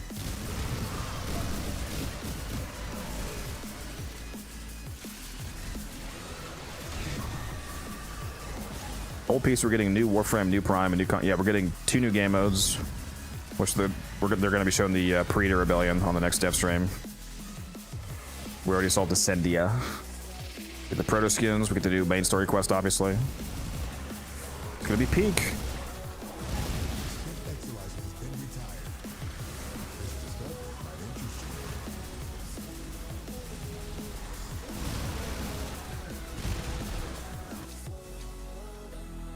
Oh, fuck me, dude.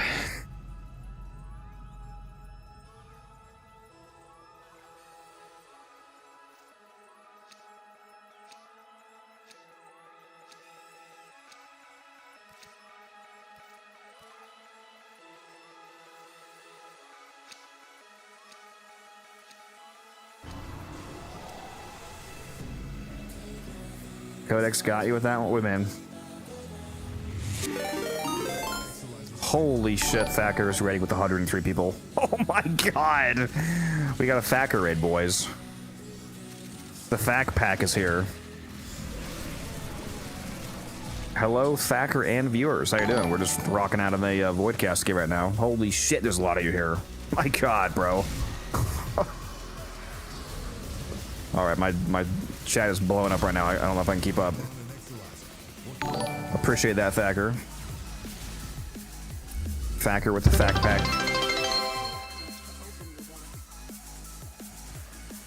Thank you for the follow. I think we just hit 1,600 followers, very base.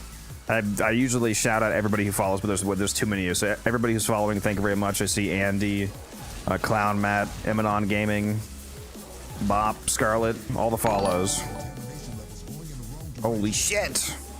Thacker, you're a real one. You're a real one, I appreciate that.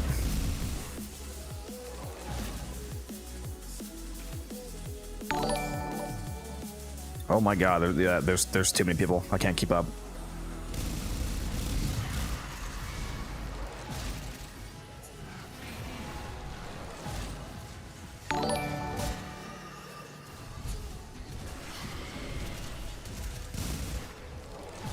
I am playing Titania, yep. We're doing a chill little Cascade Fisher here.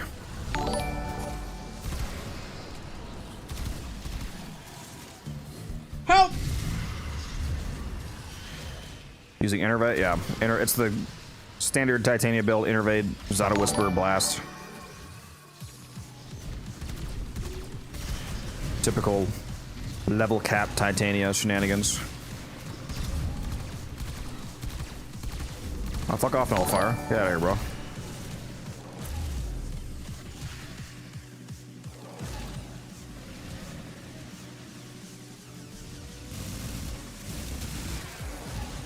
Yeah, you guys should go check Thacker out.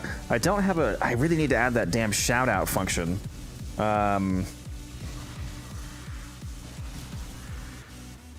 Give me a sec.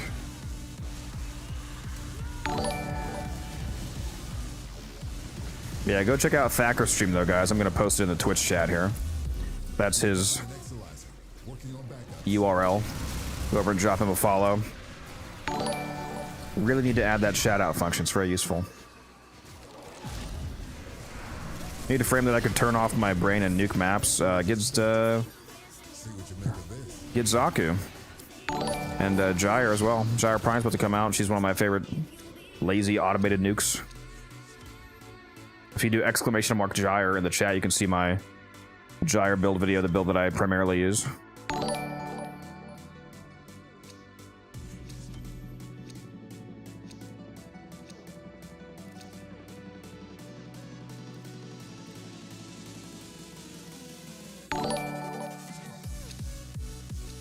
Thacker, if you're in there, again, thank you. There's too many comments right now, so I can't see everything, but appreciate you again.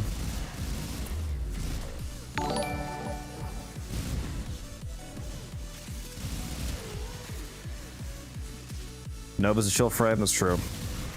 That's true. I would say the actual, I mean, aside from like level cap, in terms of normal level content, if you want a true lazy tank where you barely have to do anything, if you try out my Gyre build, it's very low effort and very high reward.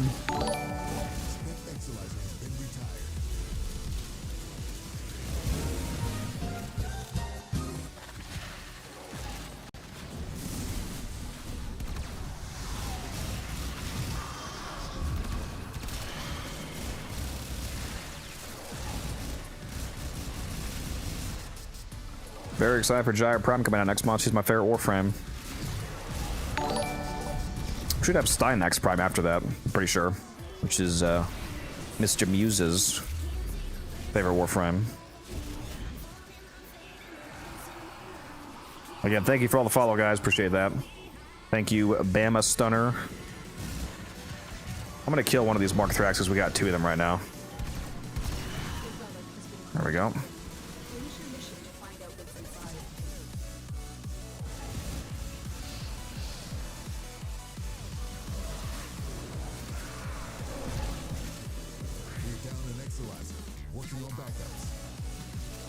Can you get mods for speed in your Arcwing? Yeah, there's a mod called, oh, I just forgot the fucking name. What's it called?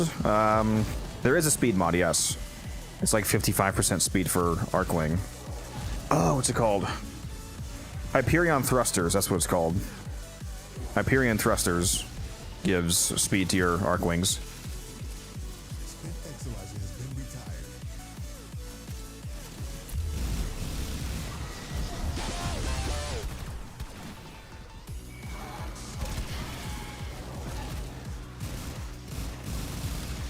Titania is not an Arcwing, though, just to clarify. So if you're asking that because of the frame that I'm currently playing, this is not Arcwing. This is This is a Warframe.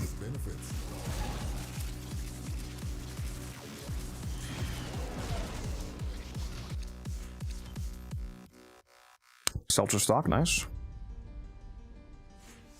Welcome back, Matt.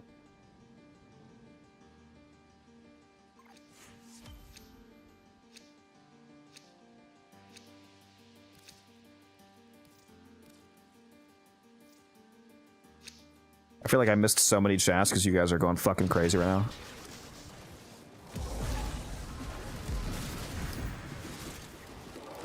If I missed any questions, it's my bad. Don't forget, guys, if you are enjoying your time here, you can also hop in the Discord. I just linked it if you guys want to hop in there. Lots of very cool people in there. Good resources as well. The occasional giveaway. I need to do more Discord giveaways. Haven't done a Discord one in a while. Oh, I was getting all fired. Rude. It's okay. We're getting guaranteed corruption.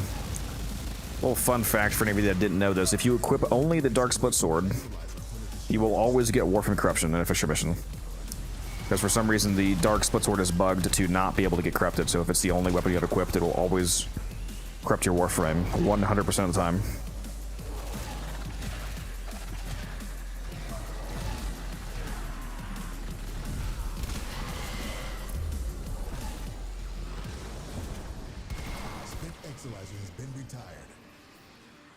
Hey, what's that do? When you get a corruption in the Fisher, when you're doing a Fisher mission, which is where you have to pick up the 10 reactant to crack your relics, every time that you get your 10 reactant, you get a random corruption buff. If you get it on your primary or your secondary, it gives you infinite ammo and extra damage. If you get it on your melee, it gives you extra melee damage. If you get it on your Warframe, though, you get temporary double power strength and double power range. So if you're modded for like 300 strength and 200 range, for example, you'll have 600 strength and 400 range temporarily. But if you bring, like I said, only the Dark Split Sword, then you're guaranteed to get that corruption every time on your Warframe. So just constant frame corruption.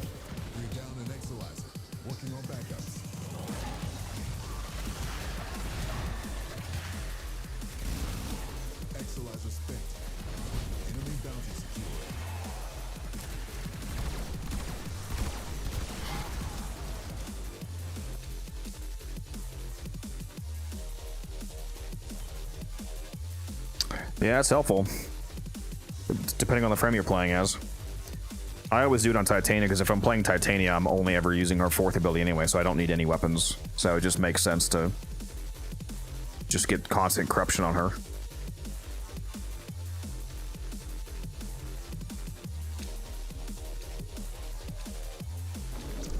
Appreciate that, Slim. Yeah, I try. So I always like, you know, if you guys like asking questions, that's what I'm here for. I feel like if you're going to be a Warframe live streamer, you better be willing to answer questions, because it kind of seems like it's kind of the job. Got to be willing to teach people. I mean, you can just let me reword that. You can just be an entertainer. You don't have to be a teacher, but I think it's helpful if you can also teach people how to play the game.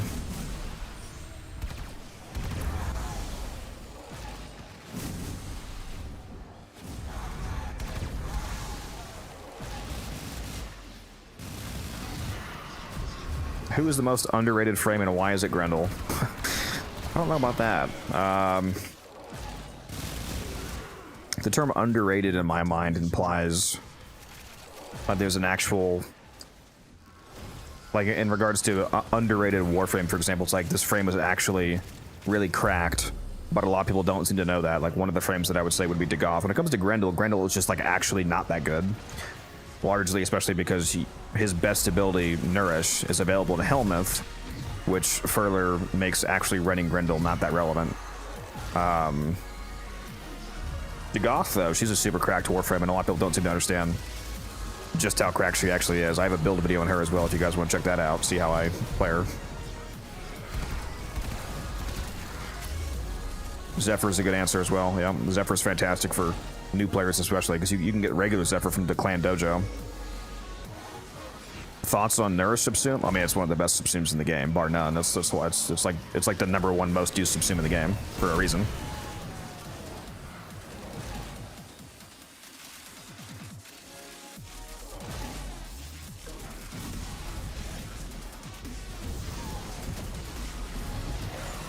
No, don't. Yeah, I mean, Grendel's fun. Don't get me wrong. It's just I think he's like by definition, when you're using objective metrics, he's not underrated. He's just properly rated. Like he's just actually not that great. Especially again, given the fact that his best ability is available in Helmuth for other Warframes.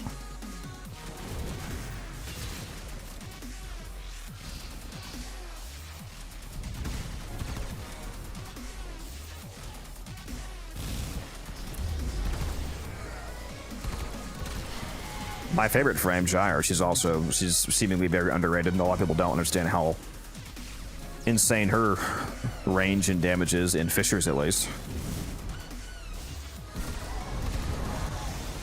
When you get corrupted on Gyre, oh my god. You can just sit there and just do nothing basically.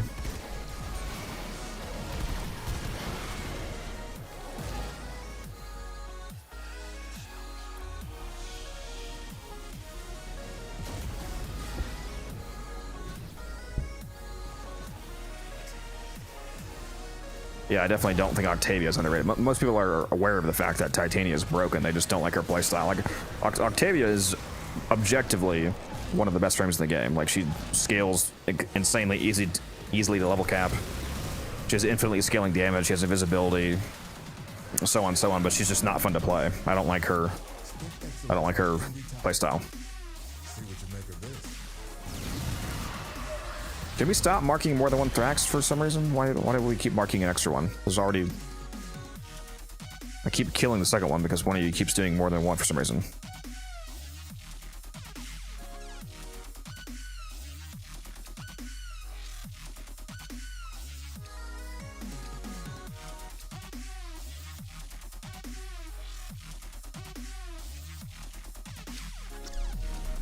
Throw the ball, teabag, invisible, win. Yeah, exactly. Yeah, Octavia is incredible. I just don't like playing as her.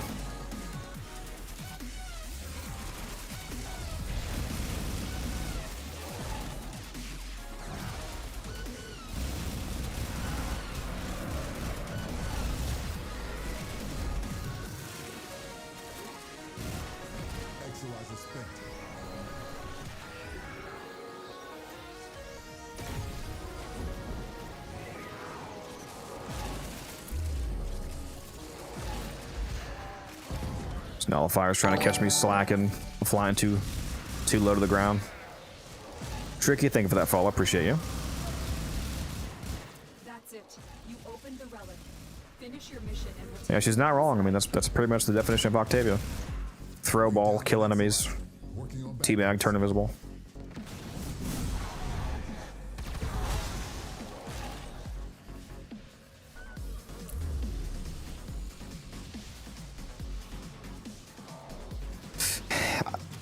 On paper, yeah, Weeben, but there's in practice, there's really an irrelevantly small difference between the nerfed helmet version of Nourish and his full version. Like, Grendel having access to unnerfed Nourish would only be a relevant like talking point if the nerfed version of Nourish wasn't also so completely cracked.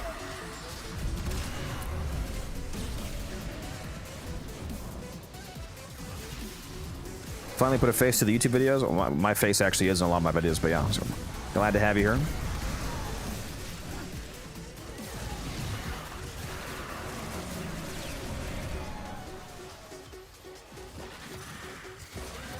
All right, for the first time this mission, I will put down my 2 buffs.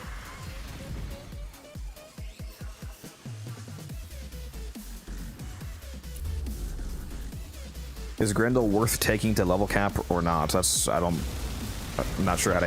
I can't answer that. That's up to you. Because that's a subjective statement. Is he worth? Do you mean can he? The answer is yes. The answer for any frame is yes. Whether or not you should is up to you. That's a subjective metric of enjoyment. Is it hard? That's also kind of subjective because for me the answer to that question is almost always no. But I have 10,000 hours in the game.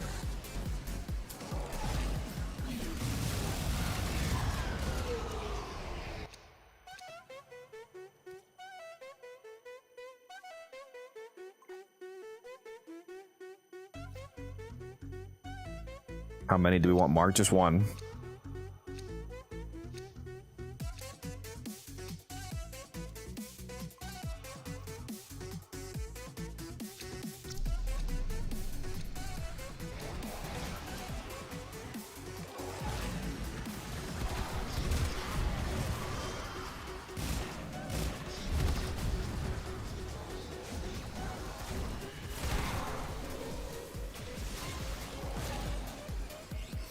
Yeah, you can take any for the level cap. The only thing that's going to differ is how hard it is, like how much you'll have to understand the game and have to manipulate game mechanics to do it, as opposed like, you know, it's like a, what would the metric be? It's like on a scale of Revenant to Inaros level capping? How annoying is it to do it? The answer is always yes, though. It's just a matter of effort.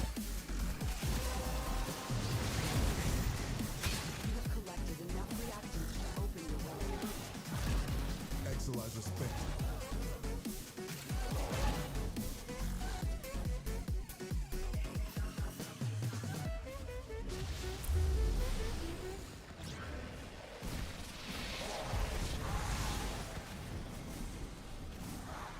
Did he spawn on me? What? No. Just Thrax rip. Contamination subsiding.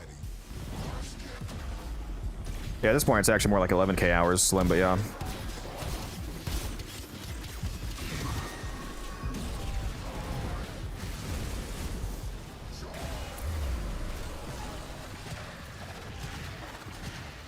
Alright, let me fly all the way back for this essence, I suppose.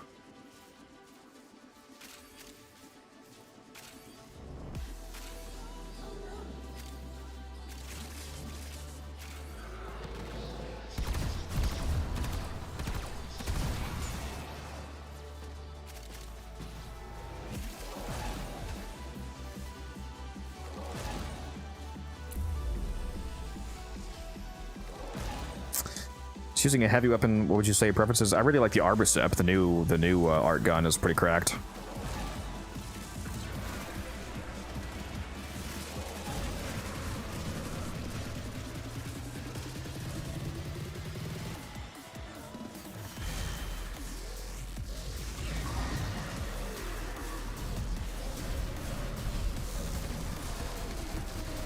Weren't expecting that. Why's that? Yeah, that's pretty good with Innervate. I probably should have put a video out on it. There's a lot of video content that I should have done. I have such a fucking backlog of videos I need to do. Need to do a Titania video. Need to do a Zaku video. Should probably do some more art gun videos since they have arcanes now. Should probably do an affinity and credit farming video. Like I have so many just random videos I could do. I was thinking Glaive Prime. What? You said heavy? Oh, you didn't mean art guns. You meant heavy attack melees. Well, okay. Yeah, the Arborstep is a gun, so obviously that should have alerted you to the fact that I was not answering a melee. Yeah, favorite heavy melee? I mean, the Zorus and the... Yeah, just like glaives in general are always cracked. You know, Zorus, Falcor. Definitely not the glaive. The glaive is very, very old Warframe. The Zorus and the Falcor completely shit on the glaive these days.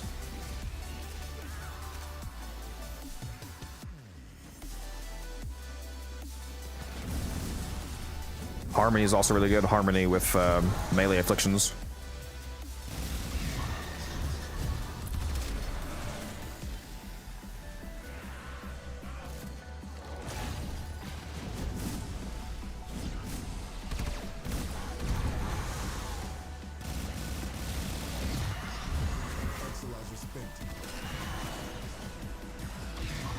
The Coda Pathicist, yeah, that's pretty good too. I think the two best glaives in the game are still the Zorus and the Falcor.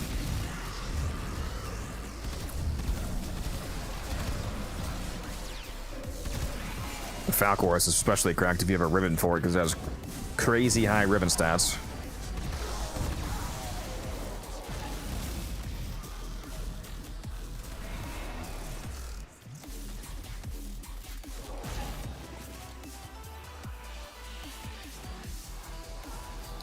Fuck you, Violence, where are you? Oh, fuck you, dude. He nullified me, that rat bastard.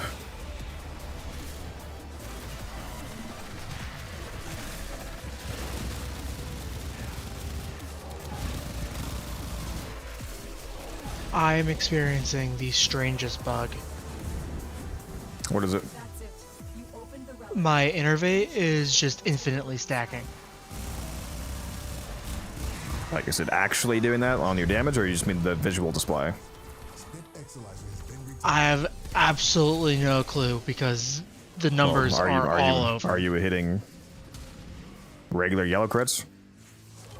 No, Are you hitting red crits? only reds. An Exalizer, working on backup. Okay, based. I'm hitting only reds, and they have all the exclamation points behind them. Volley is your game. Bro's game is about to crash because he's going to reach 100 trillion% crit chance. I guess we won't be able to calculate. You have a build in the Zorus. I've seen so many builds. I don't really like their damage output. If you're still here at the end of the stream, I could probably just say it off rip. Just a generic heavy attack build, basically. It'd be melee elementalist, sacrificial steel, pressure point, either regular or amalgam organ shatter, shocking touch. This is for the Falcor, the Zorus primarily, by the way. You can use killing blow. The real damage increase will be using a prime smite mod because you're going to use melee influence on the build, obviously, and a prime smite mods actually triple dip influence. The way that smite mods usually work is that their bonuses double dip on the status damage. So when you proc a normal electric proc, for example, if you're using a prime smite mod that says, you know, times 1.55 damage to a Roken, for example, it's supposed to be a 55% damage increase, but for status for damage over time effects, it's actually the initial hit, like of a melee that procs the proc is multiplied by 1.55, but then the proc itself is multiplied by 1.55 again. So it's 1.55 times 1.55 multiplicatively, which is actually 2.4x multiplier, so 140% damage instead of 55%. On melee influence, though, since melee influence makes you spread an existing status proc to a new target, that adds a third damage step, so it's a third 1.55x. So now it's 1.55 times 1.55 times 1.55, which is 3.72x, 272% damage increase instead of 55. So a prime smite mod is a giga insane damage increase on influence setups like the Zorus and the Falcon and whatnot. So that's, if you feel like you're missing damage, that's what you're missing. And yes, that was a lot of math. Sorry.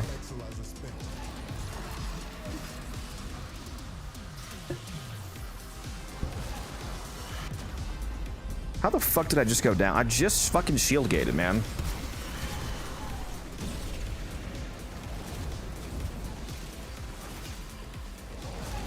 Can we use red shards in Araxia? Yeah, you can use whatever shards you want on any frame you want. If you mean should you, that's up to the build you're trying to put together.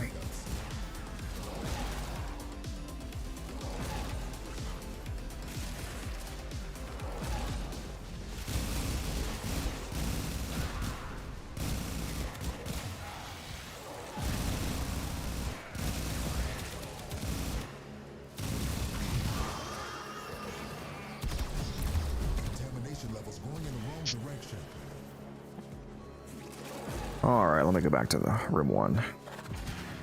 Rod, I'm coming! Don't die.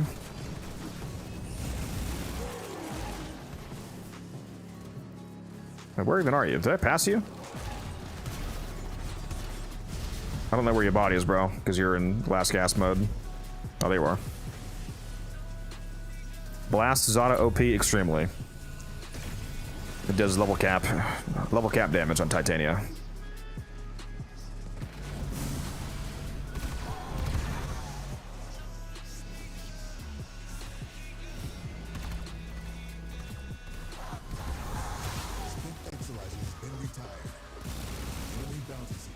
Come here, Acolyte. You know you want some of this. Stop teleporting away like a pansy.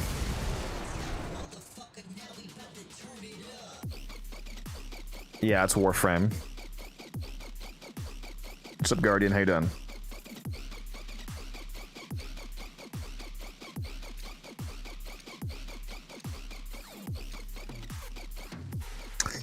No, I'm out of radiance. Rip. What do you think? Which Warframe is good for solo players? I mean, that's an extremely long list. There's not really any frame that's becomes bad due to solo play, so I'm not I mean, all of them, basically.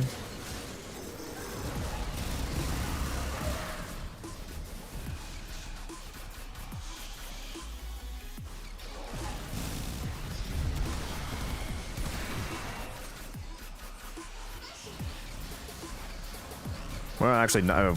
Let me correct myself. Nidus is much better in a team than he is solo. I'll say that. I think Nidus is the only term I can think of that is like actually directly worse without a team, because it's nice to have teammates there so that you can do funny things with his power strength buff. That's another video I need to get out, is the Bright Bonnet Nidus that I've been working on. Fun fact spoiler for the video, guys, that's coming up at some point. You can give somebody that has no strength mods in their build, so they just have base 100% strength, you can take them from 100% to over 900% with the Bright Bonnet Nidus.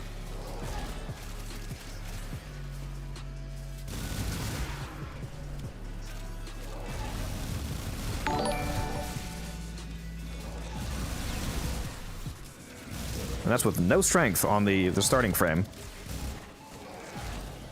No corruption, no anything. You can easily get a frame to 5,000% strength if they're actually a strength modded Warframe, and you go to a Fisher mission and you guys get corrupted to double your strength on top of that.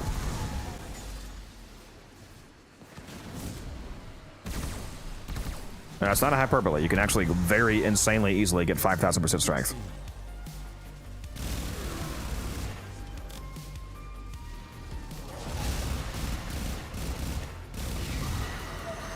Bright Bonnet, yeah, well, yeah, Bright Bonnet Nidus is that much strength because Bright Bonnet is Noko's Helmuth. It gives you, a lot of people aren't actually aware that you can actually get 200 strength, not 100 from it.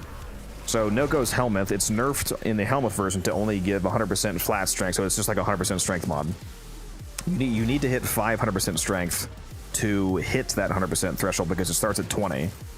So you cap it out at 500% strength, which Nidus is very easily able to hit because he has a multiplicative strength increase from Parasitic Link. But if you equip the Arbusep on a frame using Bright Bonnet, one of the passive effects of the new Arbusep, the Mushroom Art Gun, is that when you shoot your Bright Bonnet, it empowers it as if you had hit it with Noko's 4th ability. So even though the subsumed version of Bright Bonnet is capped at 100%, if you cap it at 100% and then shoot it with the Arbusep, you empower it and you double it, so it gives you 200% strength. So you now have a flat 200% strength buff from Nidus, which further buffs his Parasitic Link, because Parasitic Link is a baseline 25%, so adding another 200% is now an extra 50% multiplicative strength multiplier. So when you hit an ally with both Bright Bonnet and Parasitic Link, they're getting both a massive flat 200%, and then all of their existing strength plus that 200% is then getting multiplied by Parasitic Link. Because Parasitic Link is a multiplier. It does not work like if you see somebody with a Nidus and their Parasitic Link is 100% Parasitic Link, that's not a plus 100% strength. That's a multiplicative increase. If Parasitic Link says 100%, that means that it's doubling your modded power strength. So if you're modded for, say you have 400% power strength, for example, and then you get up to 600% from a 200% Bright Bonnet, and then you have 100% Parasitic Link, that 100% Parasitic Link means that 600% is now 1200%. And then if you were in a Fisher mission and you got corrupted, that would double your strength again, and now you're at 2400%. Although if the Nidus was also corrupted, then the Parasitic Link would also be twice as strong. So really you're more like 3, 4, 5, 6,000% strength. It's just about knowing how the math works, guys.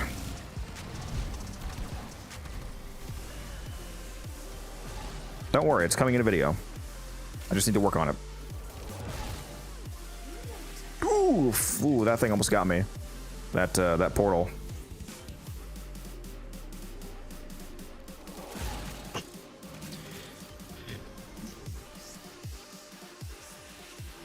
What gun is that? This is not a gun, it's Titania's 4th ability. Her Razor Wing ability. Where she uses her ability weapons, which is called the Dex Pixia.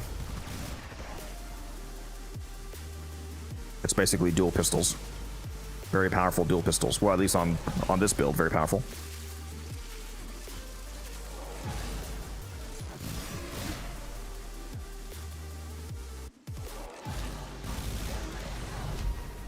Oh, do we have no mark?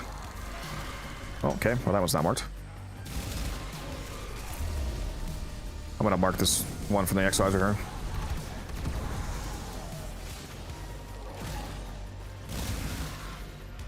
What's the point of Cascade? The Thrax enemies, this guy right here, like the Thrax Centurions, the Thrax enemies have a 5% drop chance to drop any of the Zeramin arcanes. But when you're playing on Steel Path has a built-in 100% mod drop chance booster. So it takes that 5%, it takes it to 10%, and mod boosters affect arcanes, by the way. Mod boosters, they don't just affect mods, they affect mods, endo, and arcane drop chance. So Steel Path having a built-in... Oh, fuck. Oh, fuck, hold on. Oh, I was fucking one away, dude. I hate my life. One away from getting that. Anyways, you can take that 5% up to 10% by playing on Steel Path. And then if you also get a mod booster from Barrow, for example, that doubles it again, and now you're at 20% arcane drop chance, which I do have a mod booster, so all of these Thrax that we're killing, they have a 1 in 5 chance, basically, of dropping an arcane, so we're stacking up a ton of arcanes, which you can either use those to collect sets and sell the arcanes directly for platinum, or you can dissolve the arcanes for Voss to buy other arcane packs. And it's also a Fisher mission, so we're getting prime parts and steel essence and all that.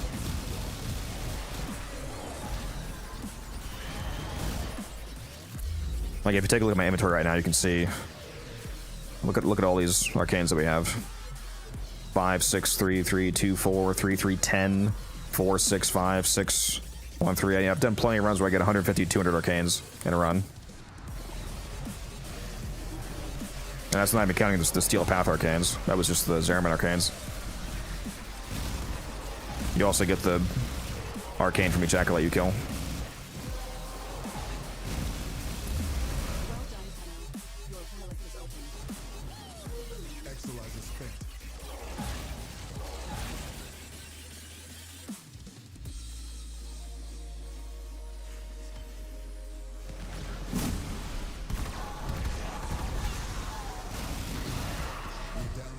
Yeah, we're at level cap now too, so more Thrax as well.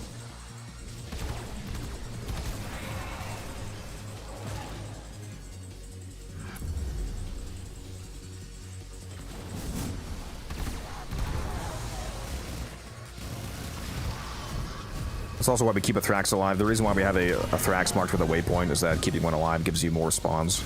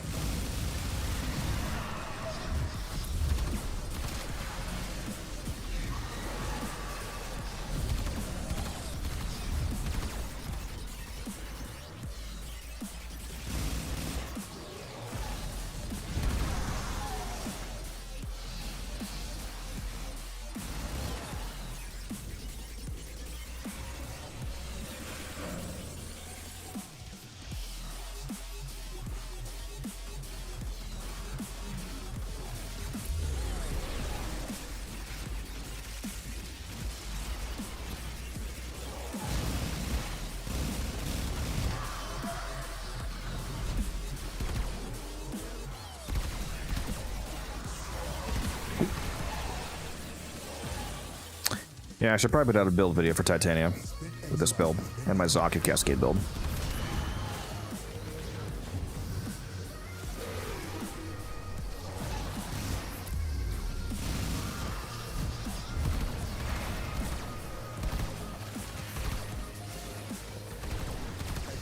No, that's not the ghost form. What am I doing, bro?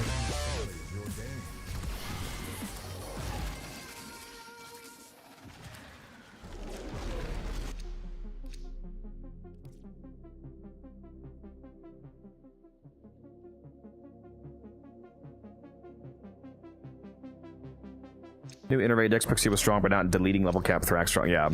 Innervate plus Blast plus Zada's Whisper.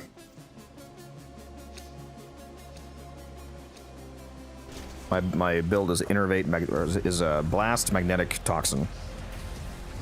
The Toxin is on there because I'm using Archon continuity, so having Toxin means you also get free corrosive procs. So it's, in reality, it's, in terms of the proc application, it's actually Blast, Toxin, Corrosive, and Magnetic. I actually dropped Lethal Torrent for Magnetic Might because I felt like the utility of adding the Magnetic was actually better than Lethal Torrent, because Magnetic is basically viral for Overguard and Shield, so the Thrax at level cap with the pretty beefy amount of overguard they have. Adding magnetic to my build makes me do quadruple damage to the overguard, so it just deletes it basically. Either way, it kills. I mean, it's not like it's completely necessary, but it works, as you can see.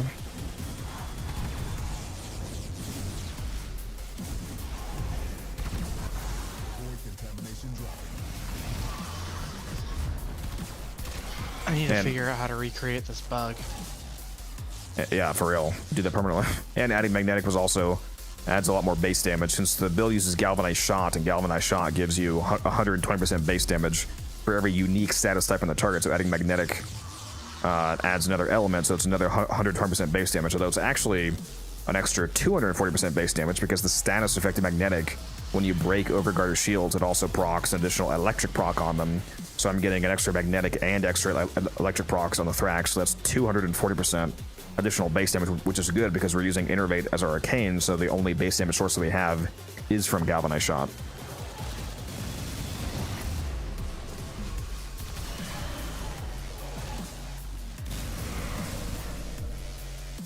What's this build? If you go watch me on Twitch right now, you can use the Twitch loadout extension to see the mods that are currently equipped on my loadout. But to answer you briefly, it's a Titania Zada's Whisper Innervate Blast setup. If you want to see all the exact mods, that go over to Twitch stream.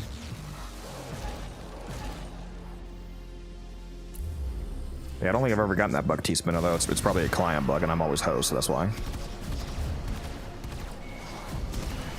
That would make sense.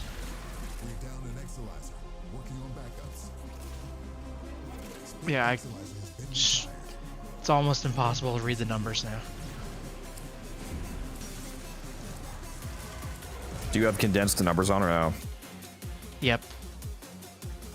Are you doing like billions? Like, are you just hitting damage cap or what? I'm not hitting damage cap yet. Because if it's actually infinitely ramping, then at some point you just can hit only, like, it's all just gonna be cap.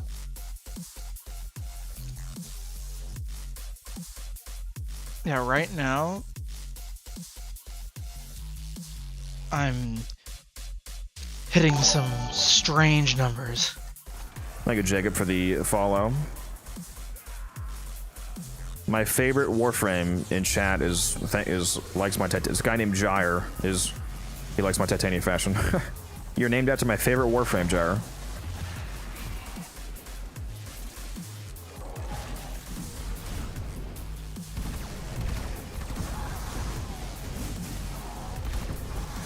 I knew she loved me back.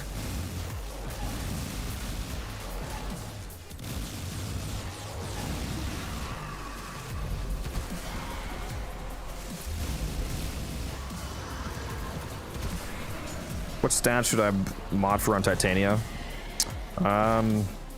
Primarily duration and strength.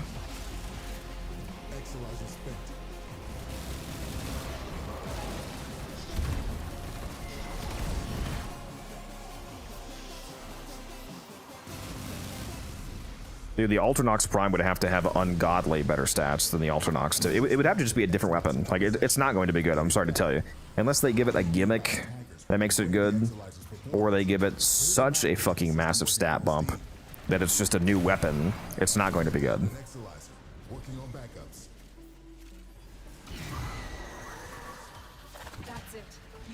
Like, he would have to, like hextuple its base damage, its crit, its stat, like everything to make it remotely usable. Or, again, add some absolutely insane gimmick to it. Like, oh, now every status effect that the Ultranox Prime applies to every enemy within 20 meters. Then maybe you would use it.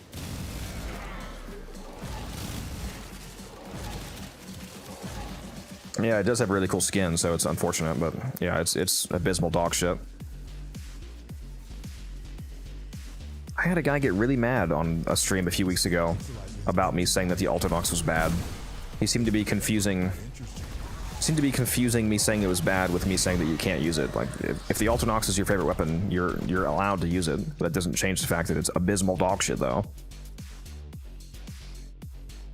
Like, if your favorite Warframe is Corvex, you know, congratulations, you can still play Corvex, even though he's abysmal dog shit.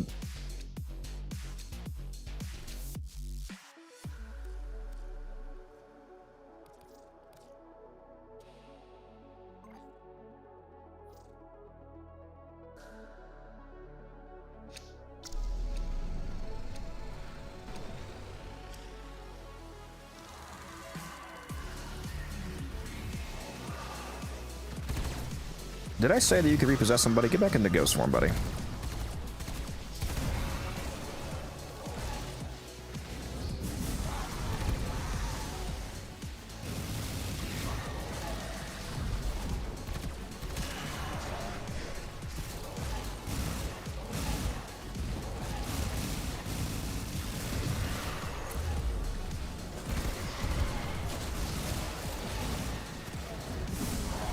Guys are doing some damage to me.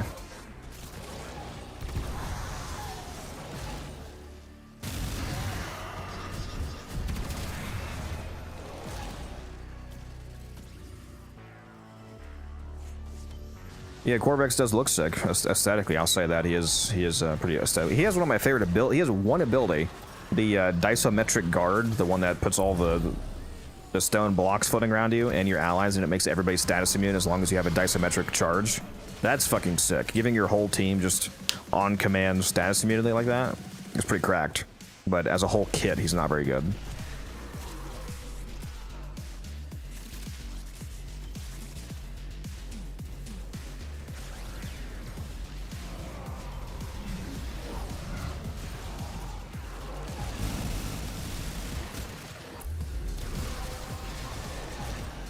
All right, let me move on here.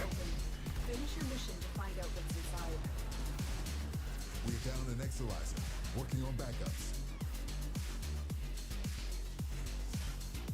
I mean, yeah, Equinox is a lot better than Corvex is, Pixie. Like, if that's the comparison. Exolizer spent. I know a guy that loves Equinox. There's a guy named Fuyum in my Discord. He fucking loves Equinox.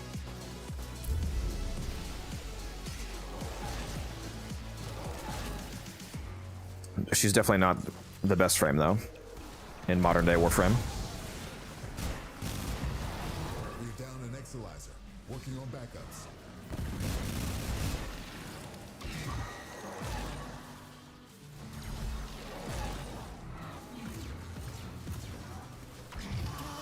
Frost is good.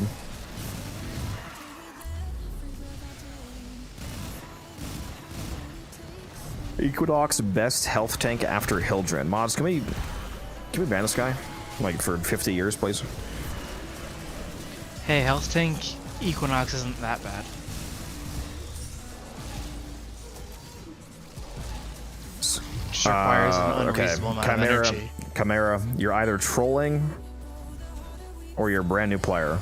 Sadly, Nova isn't up to keeping up with modern stuff, or I can't figure out. Nova is one of the best frames in the entire game, and she murders all content in the game. So it's your build. Go watch my hotshot Nova build video. Yeah, go watch my Nova build video. Yeah, Nova annihilates all content in the game with ease. That's an insane statement that you just said. Like clinically insane.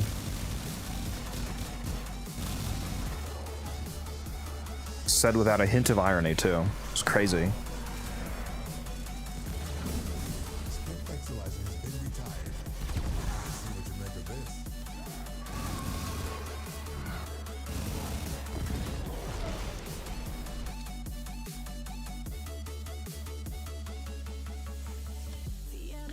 My damage is fluctuating between How- 400 and 400 million.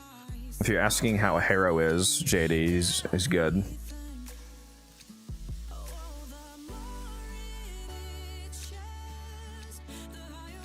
You started playing a few months ago, it's been about 8 years off. Yeah, there's a few changes then. But yeah, Nova is extremely cracked.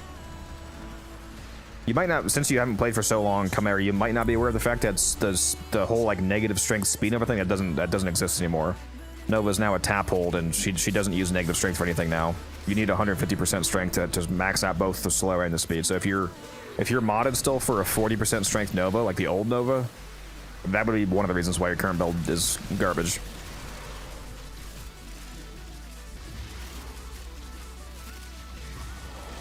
Exolizer spent.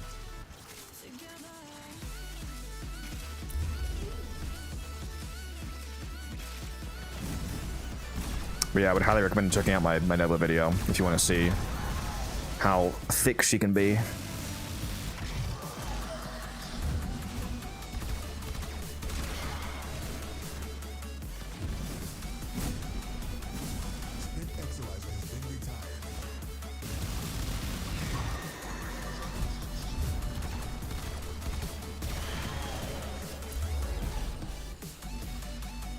Yeah, Nova was good before the rework.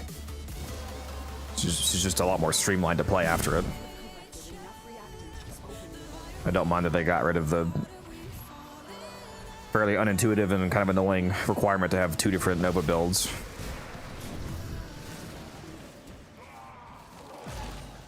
And now that she always uses positive strength, she has a lot more viable helmet options as well, which is nice.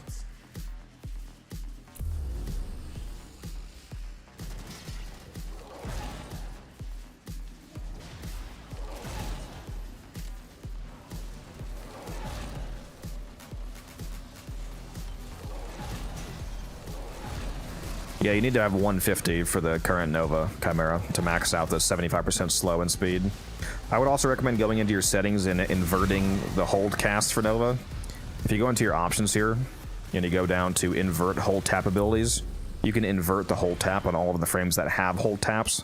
Because Nova by default, the current Nova, the tap is slow and the hold is speed, which is really fucking stupid because 99% of the time you want to cast speed, not slow. So if you invert that, you can tap for speed and hold for slow instead, which is much more convenient.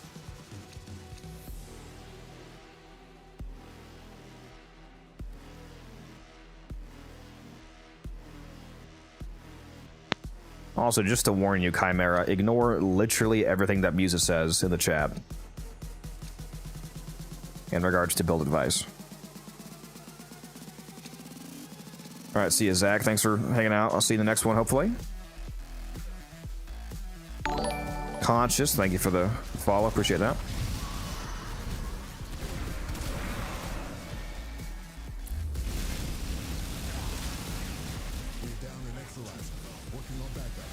I think I've got about 2 more rotations in me. Bro doesn't have that dog in him. No, I just got work in the morning. It's all good. Ooh, we'll go away nullifier. But this is the strangest bug I've ever experienced. Yeah, I wouldn't mind seeing that on Titanium.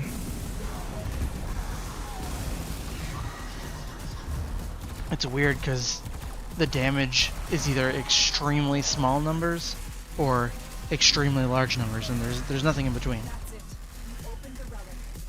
Yeah.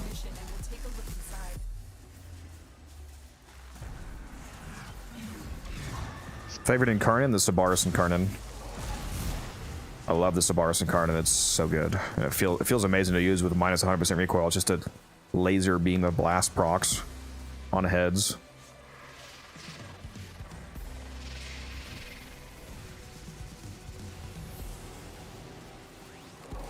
The Sabaris is a lot better now that I have a multi-shot ribbon. Yeah, I don't know why they made it so painful to charge, dude. Yeah, highly recommend a multi-shot ribbon for the Sabaris Incarnate for those of you out there that like the weapon. Because it is painfully long to charge compared to other Incarnates. Really good weapon, though. No Incarnate will be easier to charge than the Leda. I mean the Tord. Tord takes multiple shots. I mean, so does the Lado. I mean, not your Lado. Yeah, I've got my Lado set up to take just one headshot. The Lado does not charge in one shot. You could also make the Tord do the same thing. Doesn't the Lado require headshots as well? Yeah, the Tord. Yeah, the Tord does not. So like clearly easier. One body shot or one headshot only. I don't know what it is with the Tord. My brain can't calculate the trajectory of that thing. I mean, you barely need to, especially if you take the projectile speed evolution on the second one.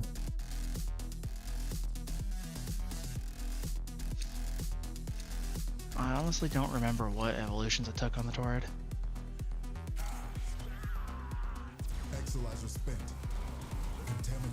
I struggle to like the melee Incarnates. I'm kind of awful at making melee. Clearly, you have not used the proper Okina Prime Incarnate build, because that thing fucking shreds. It's my favorite melee.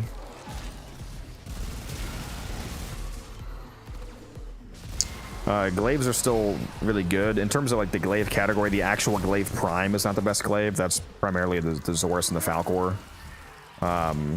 But yeah, glaives as a whole are still very strong. My favorite melee is the Okina Incarnate though. I think slaps. And I like the gimmick that it has of the ice daggers that fly off and hit enemies.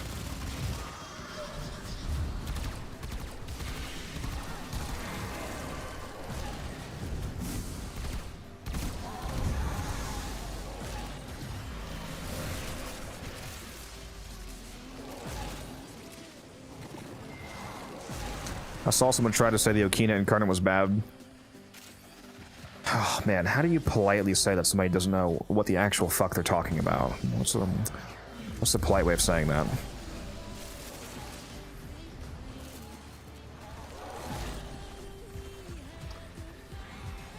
What's up, Chris?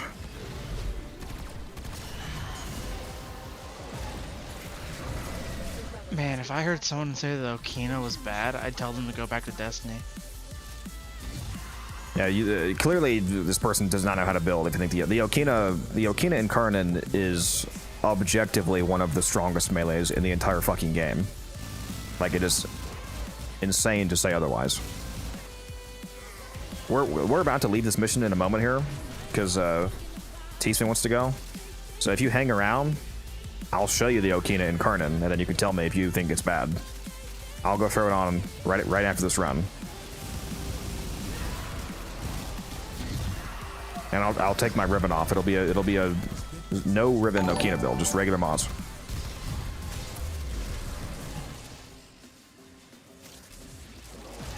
Opinion on kills... Dagoth is amazing. Somebody was asking earlier what's an underrated Warframe. Dagoth was my answer. J-Reg. Dagoth is very good. And I have a build video on it too if you want to check it out.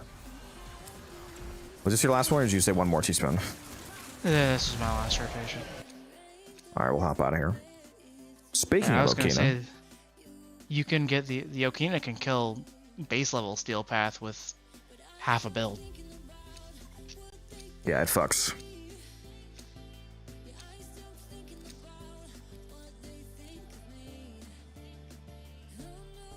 It's just the generic influence build. Well, I mean, at least for people that know what the generic influence. It's what should be the generic influence build once you understand what that is.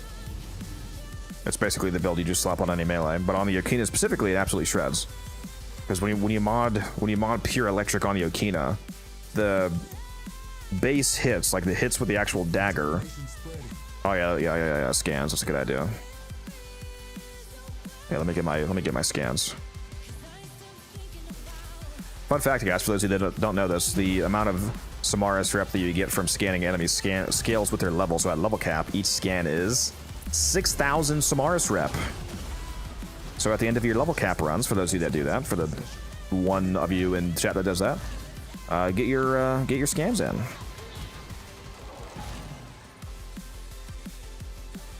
Fucking hell, where are the enemies, bro?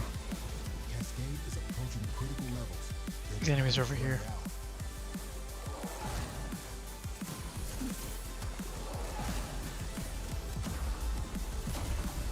Rude.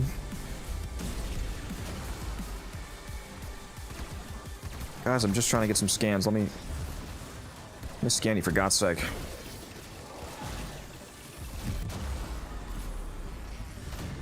Okay, I need like one more. You don't need to get revived, Rod. Just res yourself, bro. We're about to leave.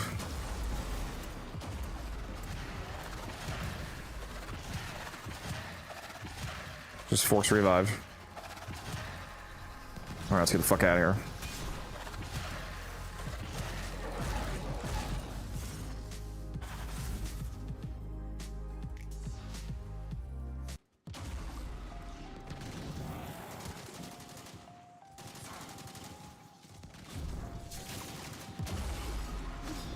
Also, I was saying, when you put the generic influence build on the Okina, when you hit enemies directly with the regular daggers, you get, like, just the regular electric. But during the incarnate form, every time you kill an enemy, you generate ice daggers that float around you and then they fly off and they hit nearby guys. Those ice daggers proc guaranteed cold procs, but they also deal cold damage normally, and they have a status chance. So, and they'll the cold will combine with the modded electric, and now also proc magnetic. So you're getting electric, magnetic, and cold on an influence build on the Okina.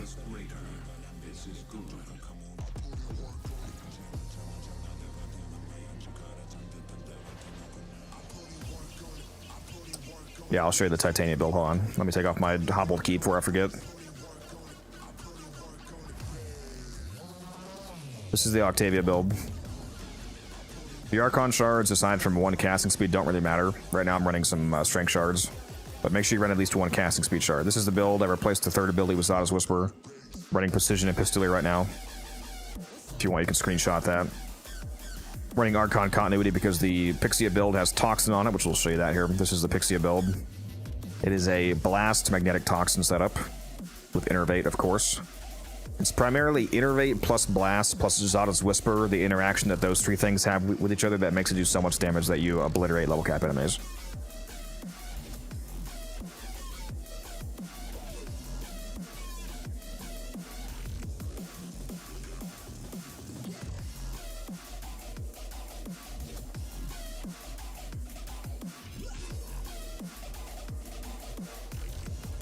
So what's boring, Isaiah? I'm not sure what you were responding to when you said that.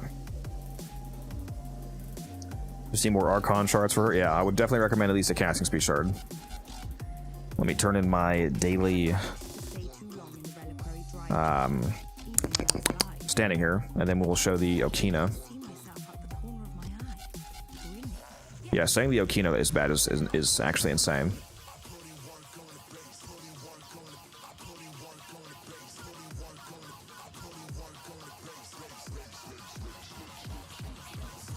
I didn't even look at what we got from that run, but I know it was a lot of good stuff.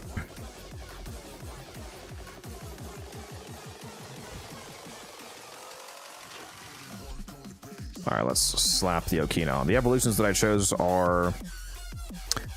The first one is the status damage. The plus 6% status damage for 10 seconds stacks up to 5x, so that gives you a free 30% status damage. It's the same multiplier as Elementalist. Second one is either 30% movement speed or the +1 range. Right now I'm on the 30% movement speed. And then the last one, instead of the... You would probably expect that I would take the raw crit, because that's a very common thing for Incarnates, but I actually took the increase in base stat chance by +12%, and the stat duration. The stat duration doesn't really matter at all. I just took it for the massive base stat chance increase to have hyper-reliable electric procs. You could also go for the crit chance and stat chance. That one wouldn't be bad either. So either Survivor's Edge or Alchemy of War are both good choices. So then the actual build here, well, my build has a ribbon, obviously, but the no ribbon version of the build right here, again, this is just the generic melee influence build. Like, this exact mod setup is what you throw on any of the modern relevant meta melees, essentially.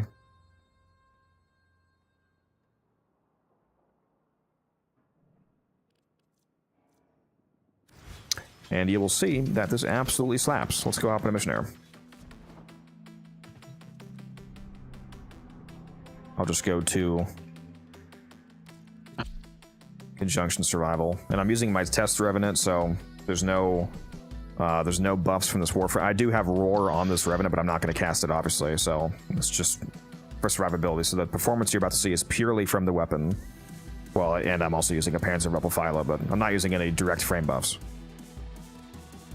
Each enemy is more powerful than before. Only with true mastery of the Tenno arsenal will you succeed. Oh, I should put Naramon on so I can actually keep my fucking combo. Oh, I'm stupid, bro.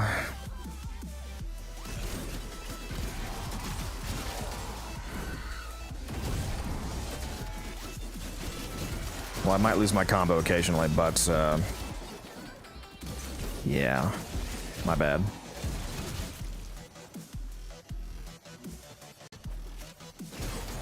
Yeah, I can't. Damn it, man. I can't keep my 12x. Silly me. Yeah, you can take a look at this and tell me if this is bad performance. And again, this is with no frame buffs. Not even at 12x yet for the max crit and stats chance. There we go. Now we're at 12x combo. Hopefully I can actually keep it. Yeah, bad weapon, by the way, guys, apparently. And this is without a smite mod. You would do dramatically, insanely more damage if you add a smite mod instead of primed reach, or if you use roar, because roar is actually coded as a universal faction multiplier. So if I cast this, the damage will become ludicrously, absurdly higher. Because again, faction multipliers triple dip on melee influence. So this 134% roar that I just cast is being applied 3 times.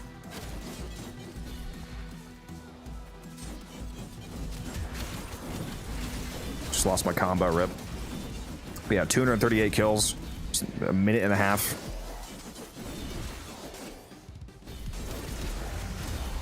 Yeah, this thing is cracked out of its fucking mind, especially if you play as a frame that further buffs it. Like if you slap this on Clairvo, for example, and use Wrathful Advance and whatnot.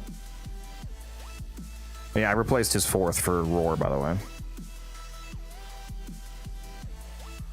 What's up, Master Chief? It is a Warframe Live. Indeed. If you like Warframe live streams, you should hop on my Discord and join the community. You can get easily alerted to all of my live streams whenever they pop up. There's going to be another one on this Friday night, and then Saturday we'll be streaming all day, per usual. Didn't know it was that fucking good. Yeah, and again, that was with no, well, until I cast Roar, that was with no buffs. That's just the Okino. And again, this is the non-ribbon version of the build. It's like, this is the version of the build that you can copy. When I use the Okina, it's even stronger because I have a crit damage electric ribbon that I use instead of Shocking Touch. Ever tried Praetos with Shock Trooper with Influence? I mean, not specifically the Praetos, but it would be, you know, the same performance as any other Influence set up with Shock Trooper. It would actually be a lot weaker than most of them. Like if you did like a Shock Trooper Okina setup, it would be insane. Like I have a yeah, you're getting it. It's all good.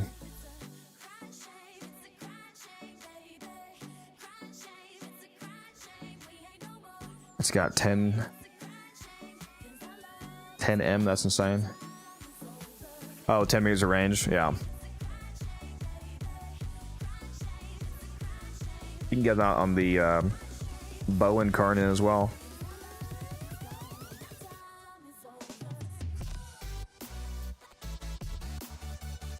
Okina, you most use melee as really good. My most used technically is going to be the Praetos because I just have it equipped for the parkour velocity, so it's probably the Praetos. What is it right now, actually? No, it's still the Glaive Prime, even though I'd never used this. I have not used the Glaive Prime consistently for like literal years now at this point. But I just used it so much in the past that it's still my most used.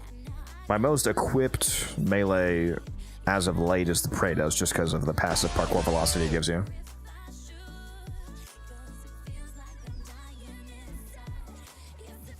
Alright, welcome back. Is Rauta a melee buffer? It stacks your melee combo. The main thing that I like the Rauta for is when you're playing a exalted frame like Baruch or Excalibur, for example, like the ones that have the energy melees. They added the ability for the ranged hits on Excalibur and Baruch to build melee combo counter. But even if you hit like 20 guys with Baruch's Exalted Wave, it still only counts as one hit and it builds one combo at a time. But if you use the Rauta on Excalibur or Baruch, for example, and you just shoot guys with, if you activate your Exalted melee and then you switch to your gun, because you can pull your gun out while the Exalted is running without ending the ability. If you shoot an enemy with the Rauta, it'll stack combo on your Exalted. So instead of having to literally land to 240 separate hits, or 220, whatever it is, to stack up your combo, you can just shoot like one guy with the Rauta and cap out your Exalted right away. Rauta works on Atlas, yeah. On Atlas, though, it's not really relevant. Like on Atlas and Korra and Gara, it doesn't really matter because they build 20 combo at a time. The way that... so Excalibur, Valkyr, Baruch, they have normal melees, where like they're landing normal hits. Atlas, Gara, and Korra, their melee abilities, they all stack 20 combo at a time, so they only take 12 casts to max out anyway.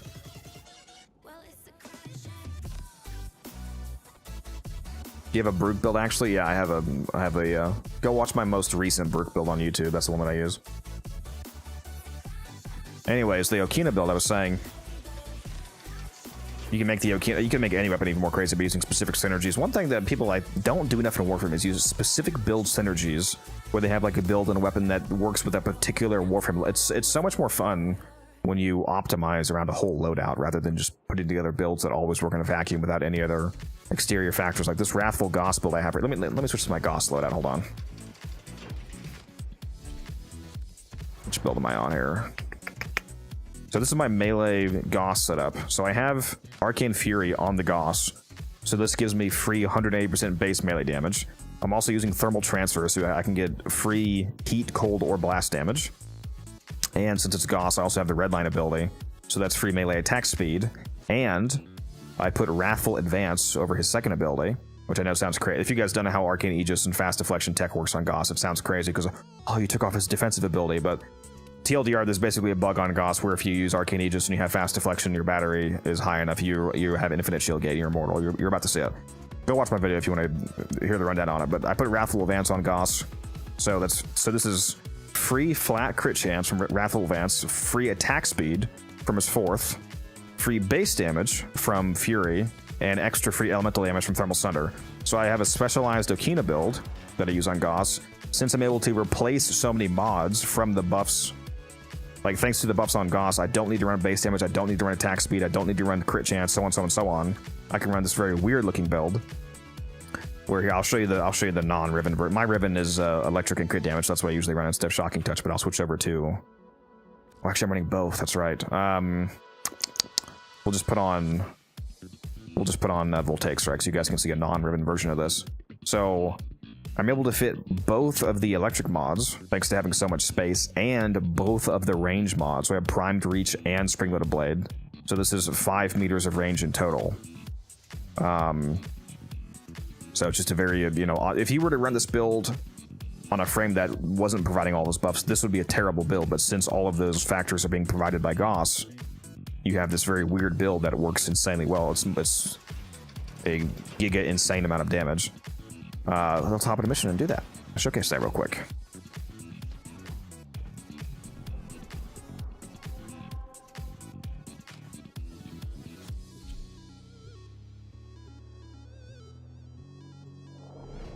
Why does Fireball have a combo? Because it gains a multiplier from comboing it. I've started doing this. What, loadout synergies? Yeah. Use art guns with double dexterity arcanes? Yeah, I do use that on my actual melee loadouts, but on my main loadout I don't. I have a normally modded art gun. I should have... Oh, somebody asked me what's the difference between different focus schools. The reason why I was saying Naramon is good is because there's a passive effect to Naramon that makes you not lose your melee combo, basically. Well, first I'll show you, for those of you that don't know about the Goss tech with Arcane Aegis. After Arcane Aegis triggers one time on Goss, it bugs permanently to give you an infinite shield gate if you have Fast Deflection on the build and you have his battery high enough for his battery passive. So I'm just waiting for... I don't think it's gone off yet. Okay, there's Aegis. So now that Aegis is procced, I am completely immortal to everything except for toxin damage and magnetic status, because toxin damage ignores shield and magnetic status gives you shield regen delay, so it turns this off basically. So all of these guys doing their regular damage types, their IPS or whatever else, I'm immortal. Like, look at my shields, they're infinitely generating. I actually cannot die.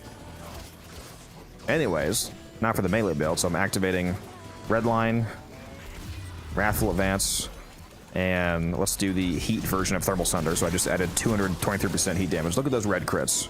So I'm red critting thanks to Wrathful Advance. I'm getting free base melee damage from Arcane Fury, and I'm getting an extra 223% heat damage from Thermal Sunder Augment, and the attack speed coming from his fourth ability.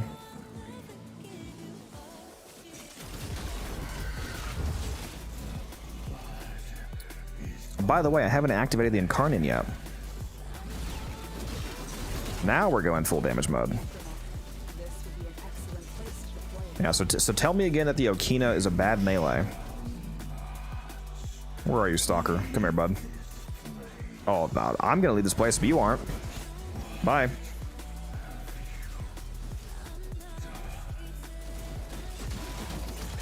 So yeah, this is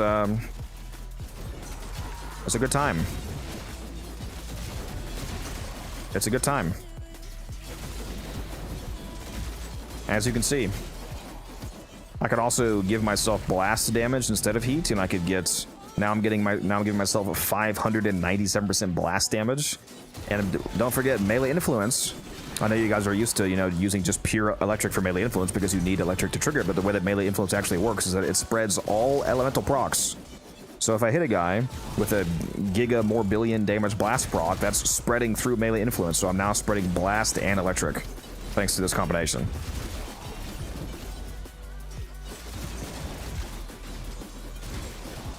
Again, if you guys like this build, go watch it on YouTube. I have a build video for this cost set up on YouTube. It's very fun.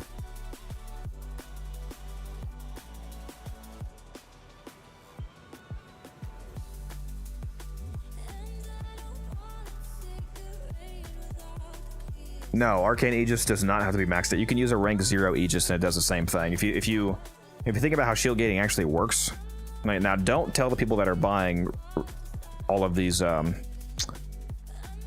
5 Aegises right here that I'm trying to sell. I still got like 20 guys sell guys, so don't let the secret out, you know. The people that are buying it off me for rank 5, let them buy it. But the rank 5 Aegis doesn't do anything over rank 0, like at all, basically.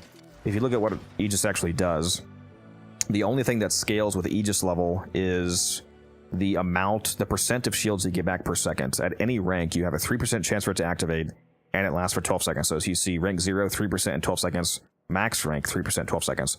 The only thing that changes is that you go from 5% of your shield recharges per second all the way up to 30.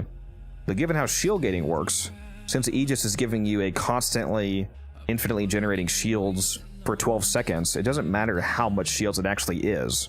As long as you're regenerating any amount of shields, you're at minimum triggering that minimum 0.33 second shield gauge. And when you have infinitely continuously charging shields, they're never able to get past that shield gauge. You keep triggering the next shield gate before they can actually damage your health. So there's actually effectively zero difference between a rank 0 Aegis and a rank 5 Aegis. They both make you effectively immortal while they're active due to how shield gating works. So yeah, you can just go buy one Aegis for basically nothing, and you'll have the same effect as what you just saw. I mean, I would put it on the Okina Prime personally, Chris, but I mean either way it'll kill things.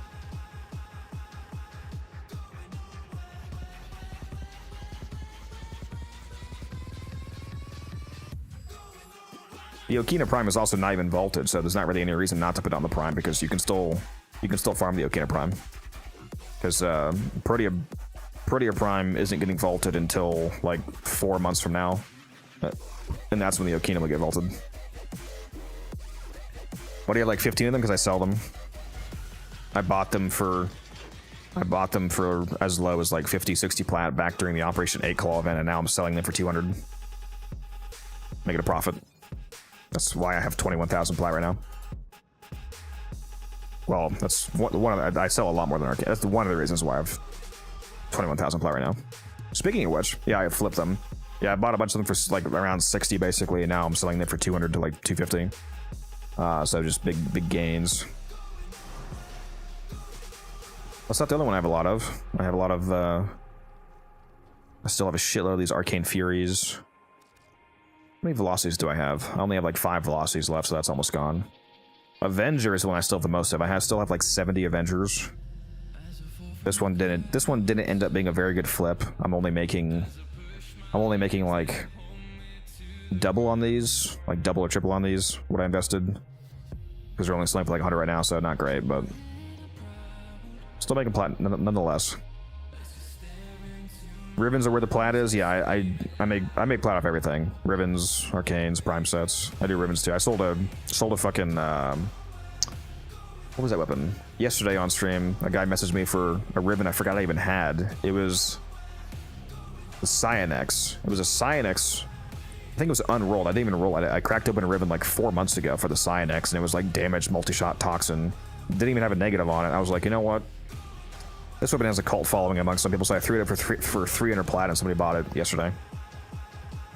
So that was nice. Which is higher, KPM, Okina Incarnon, or Icar Incarnon? There are some frame specific synergies that might make the dual Icar. I think theoretically, I think the dual Icar incarnate, due to leaving clouds behind, is probably still going to be able to hit the max KPM. I mean, they're both so cracked that it barely matters, but probably dual Icar due to the cloud mechanic, especially on Saren.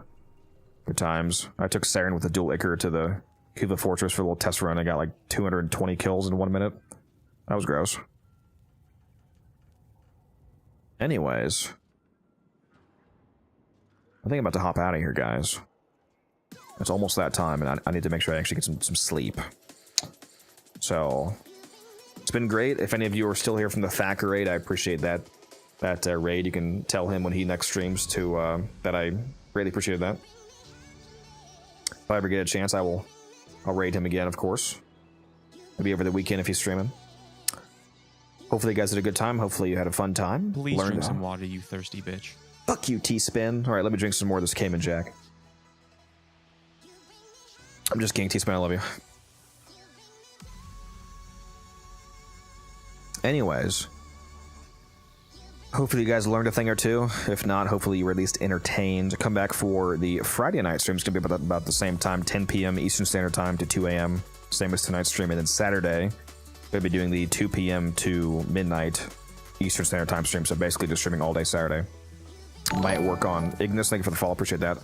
Might work on finishing my, like I said, my Tenet and my Kuva weapons, getting those to 60%. I want to get all of them to 60% across the board.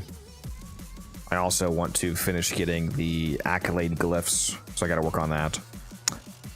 And yeah, aside from that, we'll just probably grind out some fishers and whatnot. But yeah, I will see you guys in the next one. For those of you watching on Twitch, hang around for a sec. Per usual, we will find somebody to raid. For those of you watching on YouTube, I'm going to go ahead and shut those streams down.